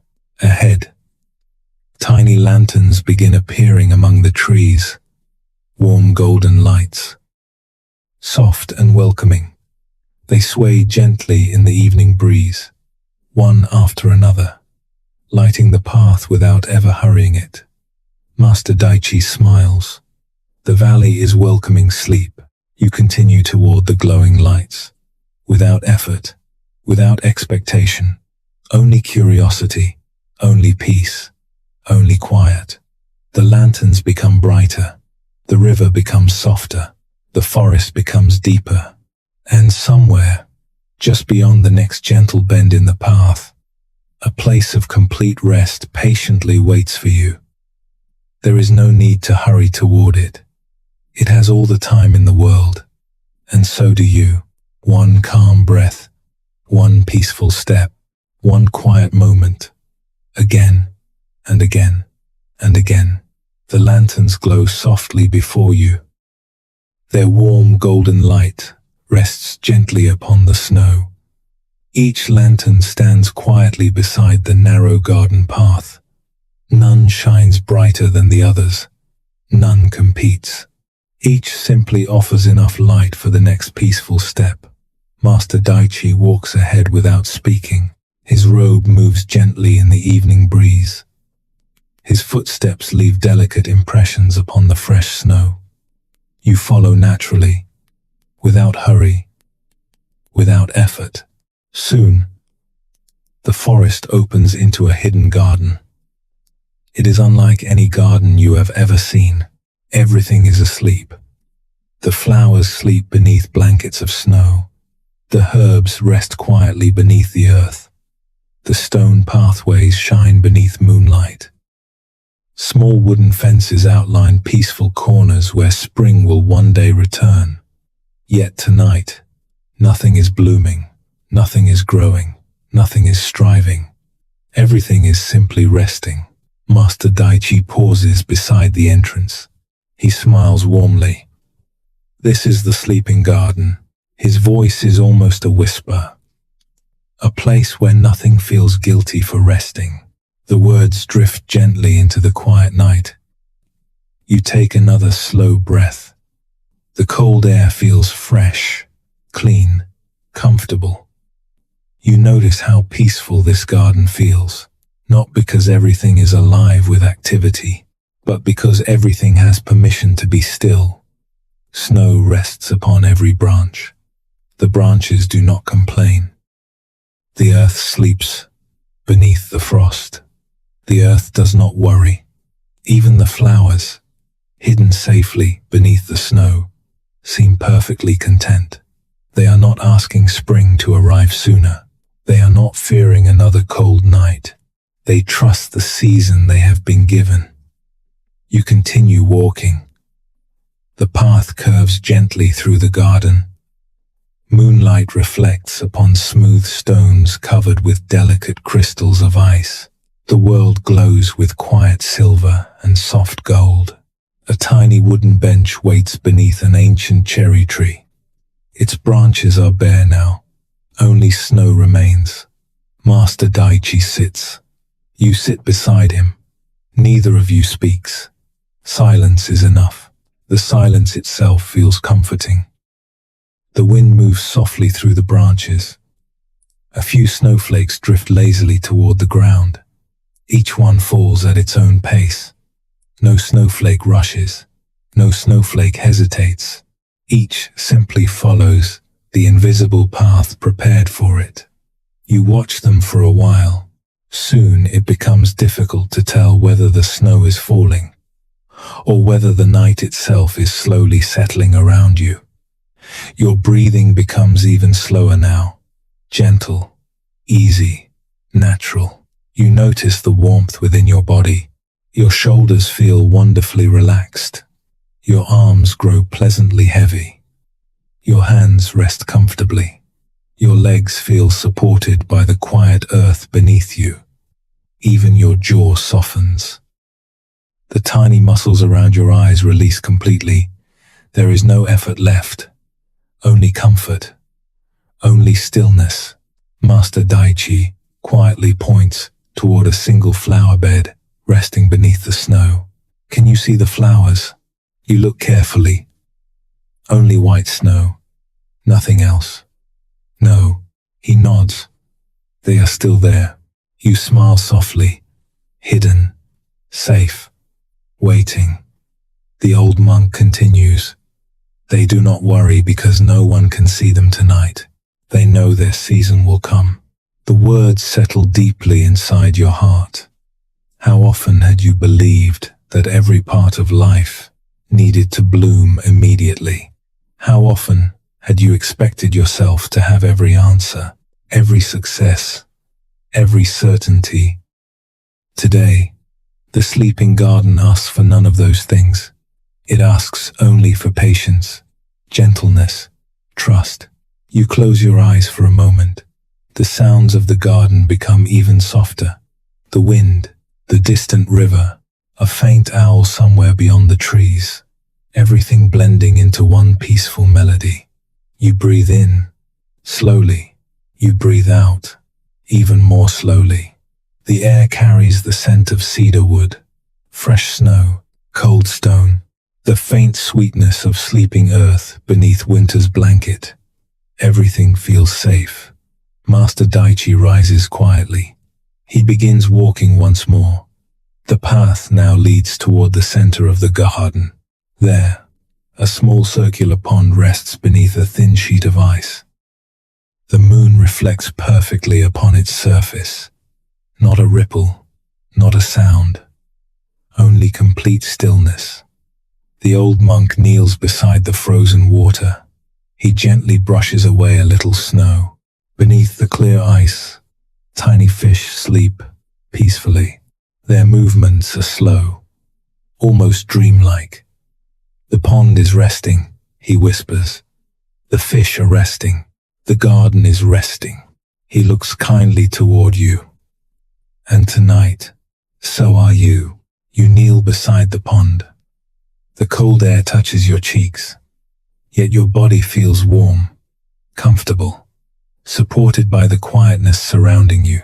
Looking into the ice, you notice your own reflection beside the moon. Both appear calm. Both appear peaceful. Master Daichi smiles. When the wind stops, the water remembers how to become still. You watch the frozen pond. Its surface reflects the stars with astonishing clarity. No movement, no confusion, only quiet reflection. So it is with the mind. The old monk's voice grows even softer. When we stop chasing tomorrow, the heart remembers how to rest. The sentence lingers like moonlight upon the snow. You do not need to understand it. You only need to hear it and allow it to settle. The lanterns surrounding the garden continue glowing. Their light is gentle now, almost sleepy. The moon climbs a little higher into the night sky. Everything slows. The breeze slows. The river seems farther away. Even time itself feels quieter. You notice there are no clocks here. No calendars. No deadlines. Only moonlight. Only snow. Only breath. Master Daichi begins walking toward a small wooden gate at the far end of the garden. You follow. Each step lighter than before. Each breath deeper. Each thought softer. As you pass beneath the gate, you look back one final time. The sleeping garden rests peacefully beneath the moon. Nothing unfinished. Nothing forgotten. Nothing anxious. Only trust. Only patience. Only quiet waiting. You realize something. The flowers beneath the snow are not sleeping because they are weak. They are sleeping because they are wise. They know that growth also requires rest, just as tomorrow requires tonight, just as dawn requires darkness, just as waking requires sleep. Master Daichi smiles without turning around, almost as though he has heard your thoughts. The garden never worries whether morning will arrive. It simply sleeps. His words become softer. The lanterns behind you grow smaller. The snow-covered trees fade gently into the distance. Ahead, the path follows the quiet sound of flowing water. The stars seem brighter now. The valley even calmer. You're breathing slower. Your thoughts lighter. Your entire body feels wonderfully heavy. Comfortably heavy. Peacefully heavy. Like a warm blanket resting gently around you. The path continues beside the river. The night continues embracing the valley. And somewhere ahead, beyond another gentle bend, the stars are waiting to welcome you into an even deeper stillness. There is nothing to prepare, nothing to anticipate, nothing to carry. Only this breath, only this step, only this peaceful night. And little by little, without trying, without effort, you continue drifting, deeper, softer, quieter, toward perfect rest. The path grows quieter now. Behind you, the sleeping garden rests peacefully beneath its blanket of snow. Its lanterns have become tiny golden stars among the trees. Ahead, Only the gentle sound of flowing water remains. Master Daichi walks a few peaceful steps before you. His silhouette moves slowly beneath the moonlight. There is no destination, no schedule, no reason to hurry. Only walking, only breathing, only this beautiful night. The snow beneath your feet feels soft, almost weightless. Each step leaves a quiet impression before disappearing beneath the gentle light of the moon. The forest has become completely still. Even the wind seems content to rest. Soon the trees begin to open once again. Before you stretches the river, wide, clear, peaceful. Its surface reflects countless stars. Looking down, it becomes difficult to know where the river ends and where the sky begins. The stars above, the stars below, everything connected by quietness. Master Daichi kneels beside the riverbank. You do the same. The cold stones beneath you feel smooth and comforting. The water flows slowly, never rushing, never resisting, only moving, always forward. The river carries no memories. It carries no plans. It carries only the water that belongs to this very moment. You watch tiny reflections shimmer across its surface. One star appears, then another, then another. Thousands of small lights dancing gently upon the current, none trying to outshine the others, each simply shining, each simply existing. Master Daichi speaks so softly that his words seem to rise from the river itself. Notice the stars. You lift your eyes. The night sky stretches endlessly above. Brilliant, silent, infinite. Then your eyes return to the river. The stars remain there too, perfectly reflected. Which stars are real? The old monk asks. You smile. They both are. He nods gently. The sky holds one. The river receives the other. Silence returns. The river continues flowing. The stars continue shining. Nothing needs explanation. Nothing needs understanding. Only noticing. Only resting. Only being here. Take one slow breath. Feel the cool air entering gently. Feel it leave just as gently. Again, another easy breath, another peaceful breath. No effort, no control. Your body already knows how to breathe, just as the river already knows how to flow, just as the stars already know how to shine. Everything already understands its place. There is nothing you must teach the night. There is nothing the night asks you to become. Only yourself, only here, only now. The current carries a small leaf downstream. It moves around smooth stones, past tiny islands of ice, under the reflection of the moon. Never stopping, never hurrying. You watch until it disappears around a gentle bend. Master Daichi smiles. Thoughts are much the same. They appear, they drift, they continue. There is no need to climb into the river after them. The words float gently into the silence. You imagine every thought becoming a leaf, one by one, a worry, placed upon the river, a memory, placed upon the river, a question, placed upon the river, an unfinished conversation, placed upon the river, a hope, placed upon the river, everything carried gently away. No struggle, no force. The river accepts every leaf equally. It never asks where the leaf came from. It never asks where it is going. It simply carries, quietly, patiently, endlessly. You notice your breathing becoming slower still. The spaces between each breath feel comfortable, peaceful, natural. Your shoulders sink a little more. Your hands rest completely. Your face softens. Even the tiny muscles around your forehead relax. There is nothing left to hold, The stars continue shining, the river continues flowing, the valley continues sleeping. Somewhere far away, an owl calls once, then silence again. The sound fades into the mountains. The mountains receive it gently. Nothing echoes for long. Everything returns to stillness. Master Daichi reaches into the pocket of his robe. He removes a tiny polished stone, smooth, round, warm from his hand.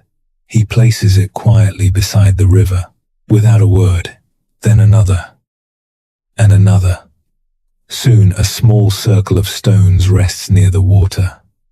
You understand.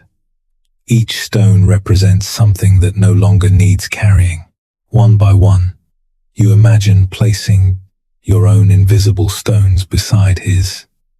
The fear of tomorrow. Set it down. The need to control everything. Set it down. The endless search for certainty. Set it down. The pressure to know every answer. Set it down. The belief that peace lives somewhere in the future. Set it down. The circle quietly grows. No one counts the stones. No one measures their weight. They simply remain beside the river. No longer on your shoulders. No longer inside your backpack. Only resting, just as everything else rests tonight. The moon climbs a little higher. Its reflection stretches across the water like a silver path. A path leading nowhere. A path asking nothing. Only beautiful to witness. Only peaceful to watch. Master Daichi whispers, the river has never worried about reaching the sea. It simply continues. You watch the current. Steady, faithful, calm. Perhaps tomorrow is much like the sea. There is no need to pull the river toward it. The river will arrive by continuing today's flow. One quiet moment after another. One gentle breath after another. One peaceful step after another. The stars above seem even brighter now. Perhaps because your thoughts have become quieter. Perhaps because your attention has softened. Perhaps because the night has gently wrapped itself around you. You notice the silence between sounds, the stillness between breaths, the peaceful space between thoughts. Those spaces grow wider, longer, more comforting. Nothing interrupts them. Nothing needs to. Master Daichi stands slowly. He offers one final look toward the river, then toward the sky. At last, he smiles. The stars have always known something. You wait. They never try to shine tomorrow's light tonight. The sentence drifts gently into the endless darkness. Simple, quiet, complete. You remain by the river for several more breaths, breathing in the cold, clean air. Breathing out every remaining tension. Again. Slowly, comfortably, naturally. When at last you rise, your body feels wonderfully light. Your steps require almost no effort. The river continues behind you, its voice softer now, more distant, like a lullaby, slowly fading into dreams. Ahead, beyond the next gentle curve of the valley, a small, warm light glows upon the hillside. A single cabin, its windows glowing with soft amber light, waiting quietly beneath the stars. Master Daichi begins walking toward it. You follow, without thinking, without questioning, without carrying anything at all. Only your breath, only your peaceful heart, only the quiet wisdom that tomorrow has never needed to be carried tonight. And with each slow step toward the little cabin, the night grows deeper, the silence grows softer, your eyelids grow heavier, and sleep comes ever closer. The warm light grows a little brighter with every gentle step. The small cabin rests quietly upon the hillside. Snow surrounds it like a soft white blanket. A thin ribbon of smoke rises from its stone chimney, slowly, gracefully, disappearing into the starlit sky. There is something deeply comforting about the little cabin. Nothing grand, nothing extraordinary, only simple warmth, simple shelter, simple peace. Master Daichi walks toward the wooden door. His footsteps leave quiet impressions in the fresh snow. You follow. The air is crisp. The night is silent. The stars continue watching over the valley. The old monk gently opens the door. A wave of warmth greets you immediately. Not hot, only comfortably warm. The scent of cedar wood fills the room. A small fire crackles softly inside the stone fireplace. Its golden light dances across the wooden walls. Everything feels calm. Everything feels safe. Master Daichi steps aside. Welcome. You quietly enter. The wooden floor feels warm beneath your feet. A simple woven rug rests beside the fire. A low wooden table stands near the window. A clay teapot releases gentle curls of fragrant steam. 2 small cups wait patiently. Nothing more is needed. The cabin contains only what belongs here. Nothing excessive, nothing missing, only enough. Master Daichi pours tea into both cups. The warm fragrance drifts gently through the room.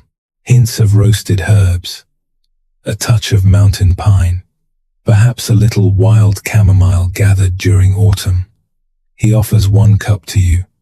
You wrap your hands around it.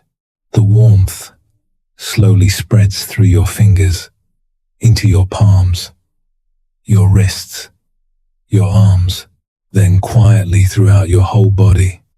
Outside, snow continues falling, softly, patiently.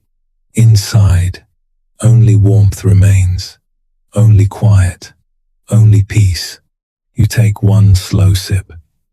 The tea is gentle, comforting. Neither too hot, nor too cool, exactly as it should be. Master Daichi smiles.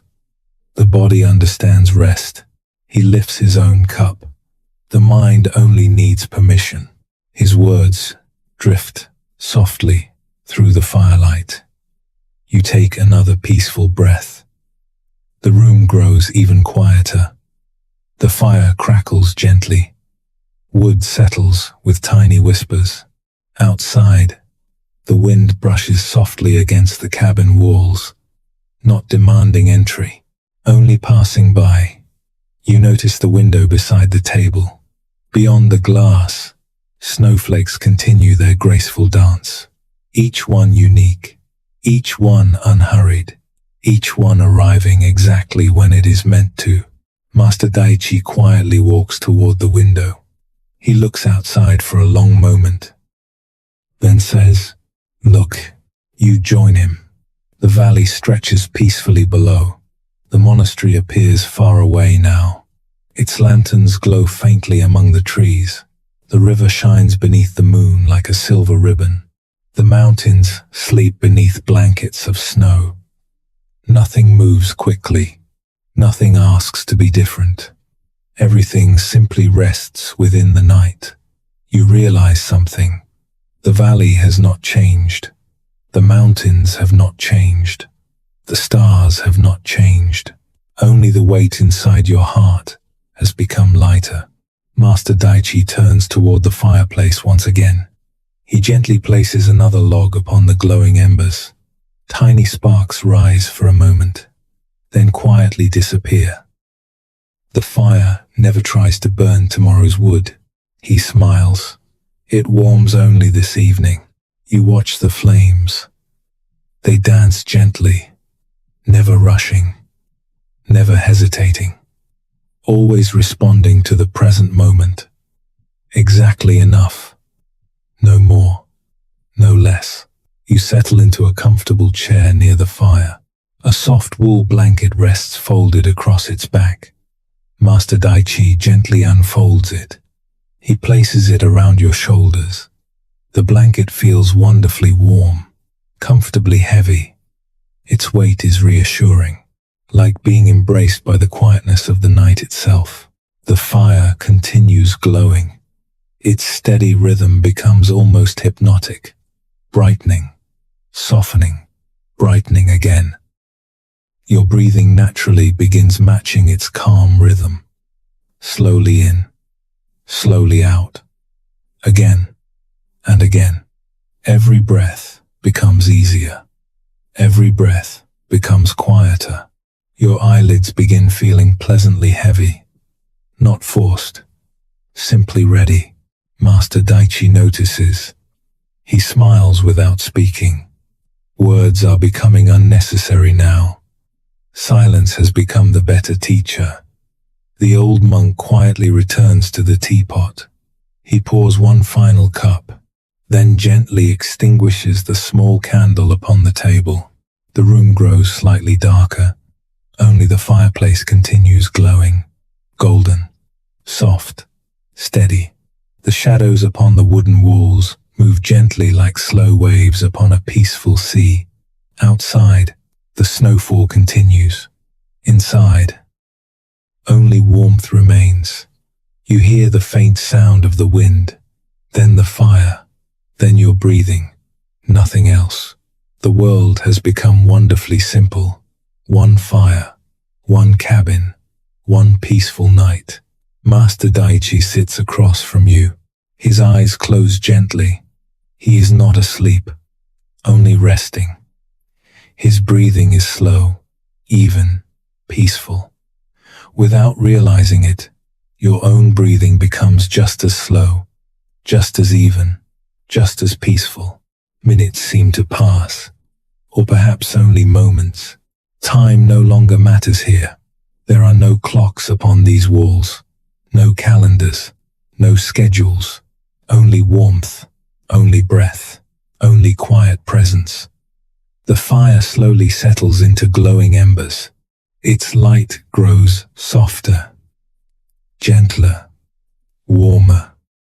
The room becomes wrapped in a peaceful amber glow. Master Daichi opens his eyes once more, only for a moment. He looks toward you kindly, then whispers, "There has never been anything wrong with resting." His voice is barely louder than the fire itself. The mountains rest, the rivers rest, the forests rest, the stars disappear each morning, only to return each night. He smiles. So may you. Those words settle gently within you, like snow upon quiet earth. No resistance, no effort, only acceptance. You lean back a little farther into the chair. The blanket surrounds you completely now. Warm, safe, comfortable. The cabin seems to breathe with you. In and out. Slowly, softly, peacefully. Outside, the valley sleeps. Inside, the fire glows. Your thoughts become fewer, lighter, more distant. One appears, then quietly fades. Another drifts through, then disappears like snow melting upon warm stone. Long stretches of stillness remain between them.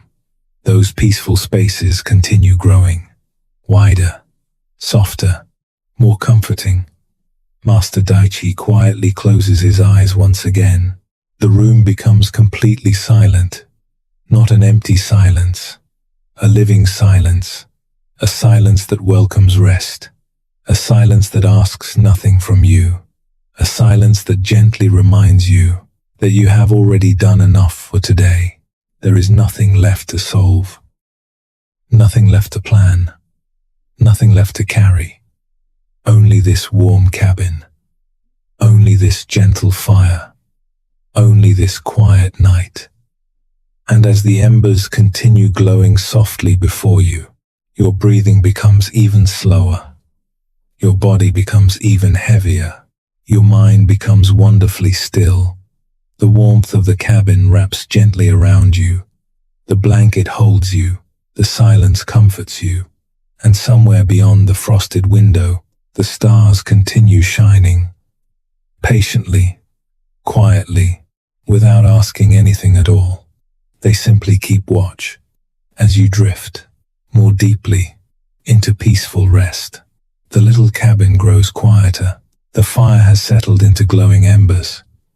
Soft, golden, steady. Their gentle light fills the room without asking for attention.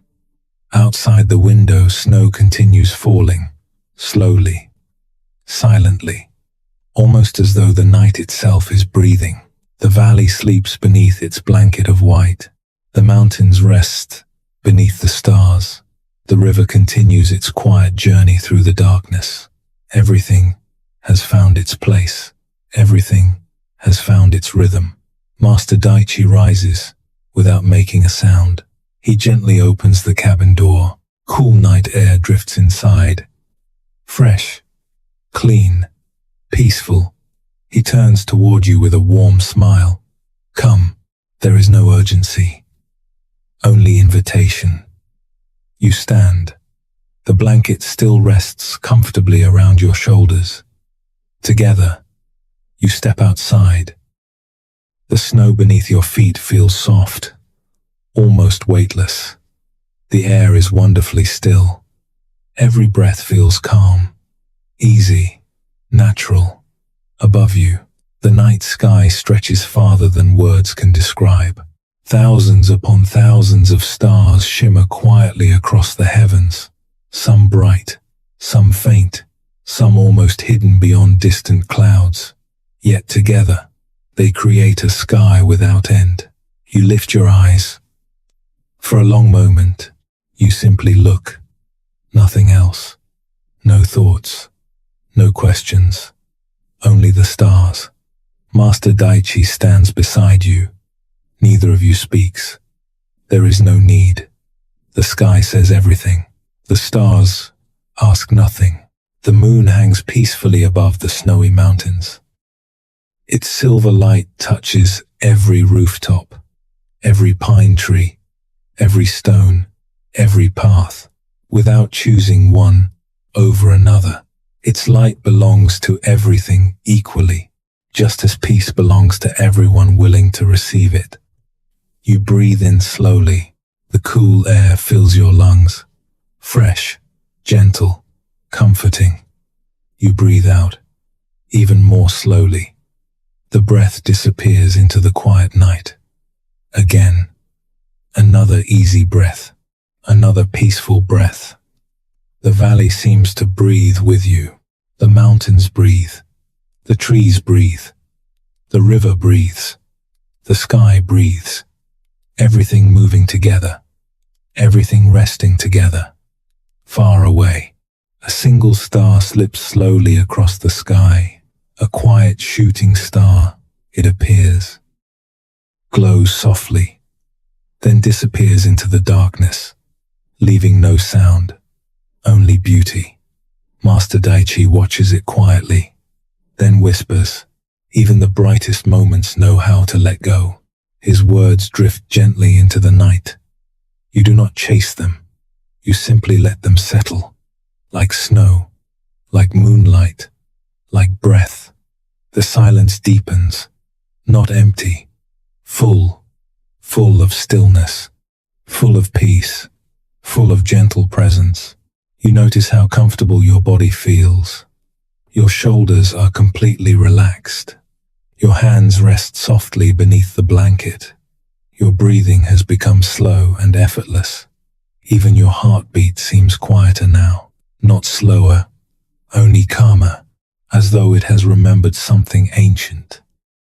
Something simple, something it has always known, that it is safe. Master Daichi begins walking across the snowy hillside. His footsteps are almost invisible beneath the fresh snow. You follow. There is no path, only open snow. Each step leaves a gentle mark. Then snowflakes slowly begin covering it once again. The earth quietly releases every footprint, without holding on, without keeping score, without remembering, only receiving, only letting go. The hillside rises gently, Soon you reach a place where the entire valley lies below. The monastery, the river, the forest, the little cabin. Everything rests peacefully beneath the stars. Nothing appears unfinished. Nothing appears late. Nothing appears worried. Everything simply is. Exactly as it is. Exactly where it is. Exactly when it is. Master Daichi sits upon a smooth stone covered lightly with snow. You sit beside him. The snow feels surprisingly soft beneath the blanket. The night wraps gently around you. There is no cold, only freshness, only quietness, only peace. The old monk closes his eyes. You do the same. Without seeing, you hear more. The faint whisper of wind.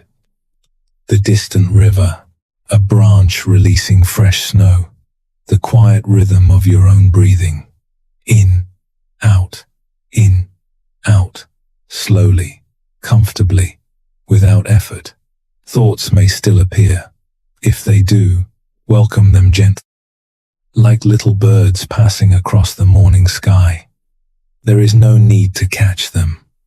No need to follow them. They already know how to continue flying. Memories may appear. Allow them to drift. Plans may appear. Allow them to drift. Questions may appear. Allow them to drift. Everything knows how to pass. Just as clouds pass. Just as seasons pass. Just as winter quietly becomes spring. Nothing remains forever. Not even worry. Especially not worry.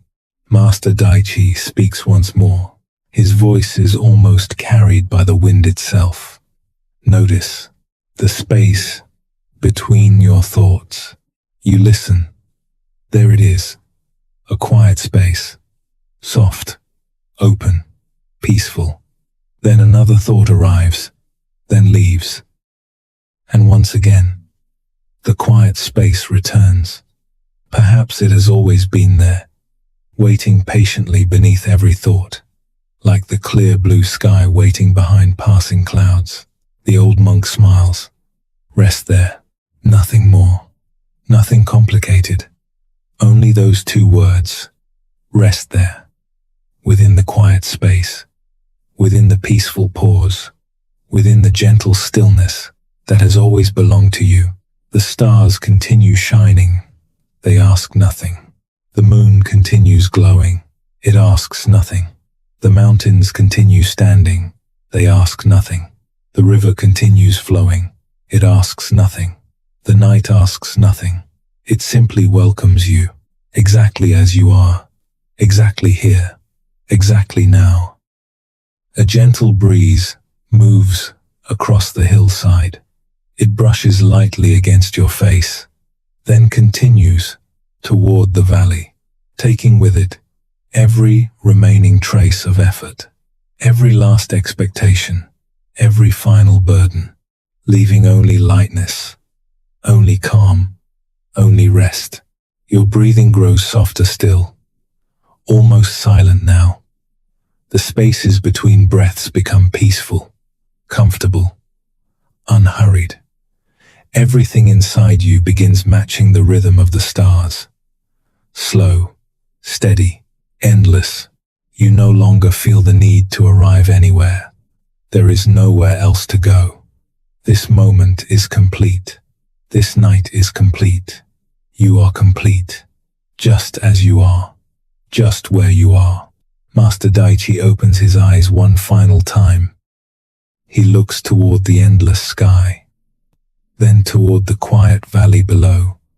A gentle smile touches his face. He speaks only one sentence. The stars have been watching over peaceful hearts long before either of us was born. Then silence returns. A long, comfortable, beautiful silence. The kind of silence that does not feel empty. The kind that feels like home. You remain there beneath the endless sky, breathing slowly, resting deeply, listening to the quiet song of the night. allowing every breath to carry you farther inward, farther into peace, farther into stillness, farther into the gentle embrace of sleep.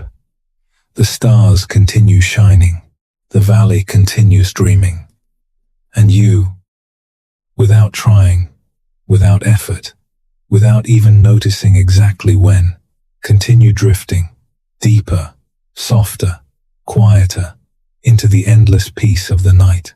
The night has become very still now.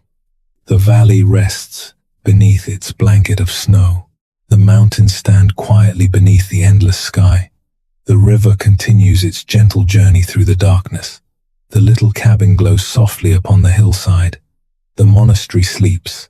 The garden sleeps. The forest sleeps. And now, you are invited to rest as well. There is nothing left to learn tonight. Nothing left to understand. Nothing left to remember.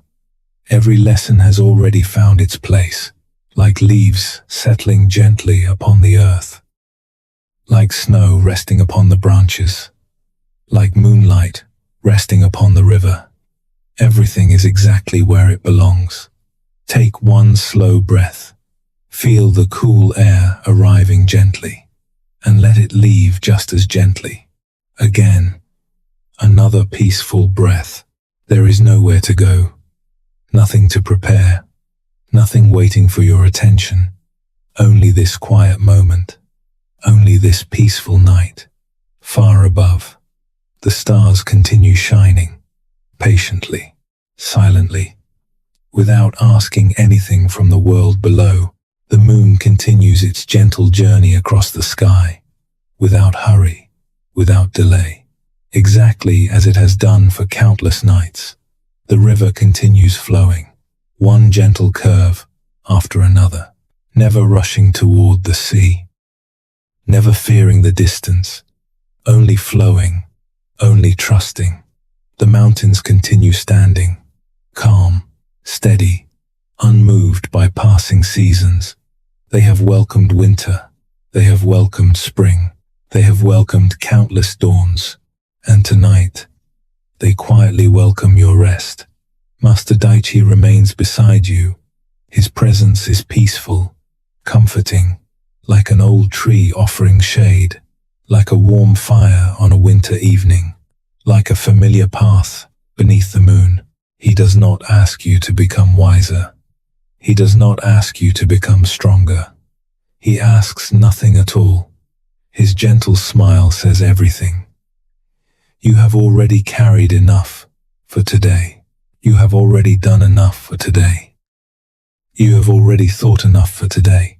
Now, it is time to rest. The wind moves softly across the hillside. It passes through the pine trees, across the quiet river, past the little cabin, over the sleeping monastery, then gently continues toward the distant mountains. It carries no burden.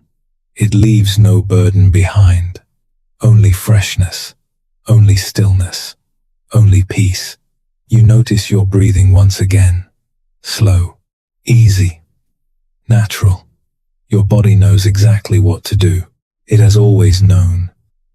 There is no need to control your breathing. There is no need to guide your heart. There is no need to chase sleep.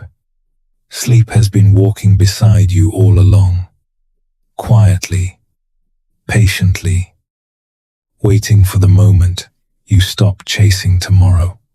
Your thoughts have become like distant birds. You can hear them if you listen, but there is no need to follow them. They know where to fly. You remain here, resting beneath the stars, your body becoming heavier, your mind becoming quieter, your heart becoming lighter, everything finding its natural place. Imagine now, the backpack from the mountain, the one that once felt impossibly heavy. The stones are no longer inside. The fear of failure, gone. The fear of tomorrow, gone. The endless questions, gone. Only one small stone remains. Today's responsibility, and today, has already ended. Even that final stone may now be placed gently upon the earth. Nothing needs carrying into sleep. Nothing at all. The bridge across the gorge grows quiet beneath the moon. You crossed it only once. There is no reason to cross it again tonight. The bamboo continues swaying gently in the wind. It bends, then rises, without fear. The bird sleeps safely among the branches. It has gathered today's seed. Tomorrow will care for itself. The garden rests beneath the snow. The flowers dream peacefully beneath the earth. They do not hurry toward spring. Neither should you hurry toward morning. Morning will arrive, just as it always has. The clock without hands remains upon its wooden shelf. It measures nothing, yet somehow it reminds you of everything that matters. This breath, this night, this peaceful moment. Nothing is late, nothing is early. Everything is simply here, exactly here, exactly now. The river beneath the stars continues flowing. Every thought that needed to leave has already drifted away. Every worry has become another leaf carried gently downstream. The water never looked back. Neither do you. Master Daichi quietly stands. He bows gently, not as a farewell, only as gratitude. Gratitude for this peaceful night. Gratitude for this quiet journey. Gratitude for the simple miracle of being alive. Then, without a sound, he slowly walks toward the monastery. His figure grows smaller beneath the moonlight, then softer, then only a shadow among the pine trees. Finally, even the shadow disappears into the peaceful night, and somehow you do not feel alone, because the valley remains, the mountains remain, the stars remain, the river remains, the quiet remains, and that quiet now lives within you. Perhaps tomorrow will bring sunshine, perhaps clouds, perhaps easy moments, perhaps difficult ones, but none of those belong to this night. Tonight belongs only to rest, only to softness, only to peace. If a thought appears, smile gently, let it pass. If another appears, let it pass as well, like clouds crossing the moon, like leaves floating upon the river, like snow settling silently upon the earth. There is nothing to hold, nothing to resist, nothing to solve, only breathing, only resting, only drifting. The stars continue shining, the river continues singing, the wind continues whispering through the pine trees, the mountains continue watching over the valley. Everything is peaceful, everything is safe, everything is enough. Now, your breathing becomes softer, your heartbeat calmer, your thoughts quieter, the spaces between thoughts wider, the silence deeper, the warmth surrounding you gentler. And if sleep has already begun wrapping itself around you, there is nothing more to do. Simply allow it. Allow yourself to drift, slowly, naturally, without effort, without expectation, without tomorrow. Only this peaceful night, only this gentle breath, only this quiet moment. Again, and again, and again, until even these words become distant, until even the river becomes only a soft whisper, until even the stars fade gently behind dreaming eyes. May your heart be light, may your mind be quiet, may your sleep be deep, and may tomorrow arrive in its own gentle time. Good night, rest well. The valley will still be here when morning comes, and so will peace. The night continues. Nothing asks it to end. Nothing asks it to become different. It simply unfolds, quietly, gently, patiently. The valley rests beneath the stars. The river continues its peaceful song. The mountains stand exactly where they have always stood. The trees breathe softly in the cool night air. Everything is at peace. And now, so are you. Take one slow breath, without trying, without changing anything. Simply notice it. The gentle movement, the quiet rhythm, the calm rise, the soft fall. Again, another easy breath. Nothing needs your attention now. Nothing needs to be remembered. Nothing needs to be solved before morning. The day has already ended. Its work is complete. Its conversations are complete. Its questions are complete. Tonight asks nothing more of you. You have already done enough. You have already carried enough. You have already tried enough. Now, only rest remains. Imagine the valley once more. The moonlight resting upon fresh snow. The tiny cabin glowing warmly in the distance. The monastery sleeping peacefully beneath ancient pines. The frozen pond reflecting quiet stars. The river moving gently through the darkness. Everything exactly as you left it. Nothing has changed, because nothing needed to. The backpack remains beside the mountain trail.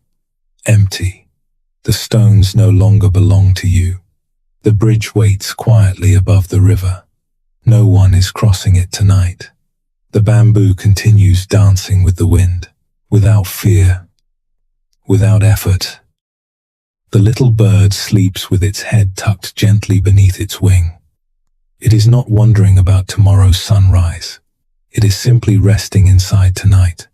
The flowers remain beneath the snow, hidden, protected, patient. They know spring will arrive without being chased. The clock without hands remains upon its shelf, silent, still.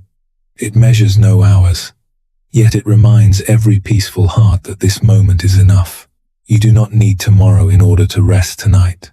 You only need this breath, this quiet breath, this gentle breath. Again, breathing in, slowly, breathing out, even more slowly. Feel your body becoming softer, your shoulders sinking comfortably, your arms growing pleasantly heavy, your hands completely relaxed, your legs resting, your feet warm, your jaw loose, your forehead smooth. Even the tiny muscles around your eyes have released every trace of effort. Nothing remains to hold. Nothing remains to protect. Nothing remains to prepare. Sleep already knows the way. You do not have to find it. It has already found you. The stars continue shining, patiently, quietly, one by one, without hurry, without pause. The river continues flowing, patiently, quietly, one gentle curve after another, without hurry, without pause. Your breathing continues, patiently, quietly, one peaceful breath after another, without hurry, without pause. Everything belongs to the same rhythm, the rhythm of the night, the rhythm of rest, the rhythm that has always been there, long before worry, long before hurry, long before tomorrow. The wind moves gently across the mountains, then through the pine forest, then across the quiet river, then softly around you, cool, fresh, comfortable. It carries nothing away that belongs to you, only what you no longer need. Any remaining tension, gone. Any remaining worry, gone. Any remaining effort, gone. Leaving only softness, only stillness, only peace. Perhaps thoughts still appear. That is perfectly all right. Allow them to come. Allow them to go, like clouds, like leaves, like snowflakes, like the river. Everything already knows how to move on. You do not have to help. Simply rest. Simply breathe. Simply be. The valley remains quiet. The cabin remains warm. The mountains remain steady. The stars remain faithful. The moon continues watching over everything with gentle light. Nothing has been forgotten. Nothing has been left unfinished. Everything that truly matters will still be waiting when morning comes. Morning has never forgotten to arrive. Neither has peace. Both know the way. Both always return. Your breathing becomes softer now, almost silent. The spaces between breaths feel calm, safe, comfortable. There is no need to notice every word anymore. If the words become distant, allow them to become distant. If they begin blending together, allow them to blend. If they slowly disappear into dreaming, allow them to disappear. The silence between the words is becoming longer, gentler, warmer, more peaceful. Rest inside that silence. Rest inside that gentle space. Rest inside the quiet place that has been waiting for you all along. The stars continue shining. The river continues flowing. The snow continues falling. The wind continues whispering. The fire continues glowing softly inside the little cabin. Master Daichi has long since gone to sleep. The monastery sleeps. The valley sleeps. The forest sleeps. The birds sleep. The flowers sleep. The mountains rest. The river sings quietly to itself. And now, you rest too. Nothing more. Only rest. Only quiet. Only peace. Good night. Good night. And good night again. May your dreams be gentle. May your heart remain light. May your sleep be deep. May tomorrow arrive gently, exactly when it is meant to. The river flows. The stars shine. The valley sleeps. You breathe. You rest. You dream. Everything is peaceful. Everything is safe. Everything is enough. Rest now. Simply rest.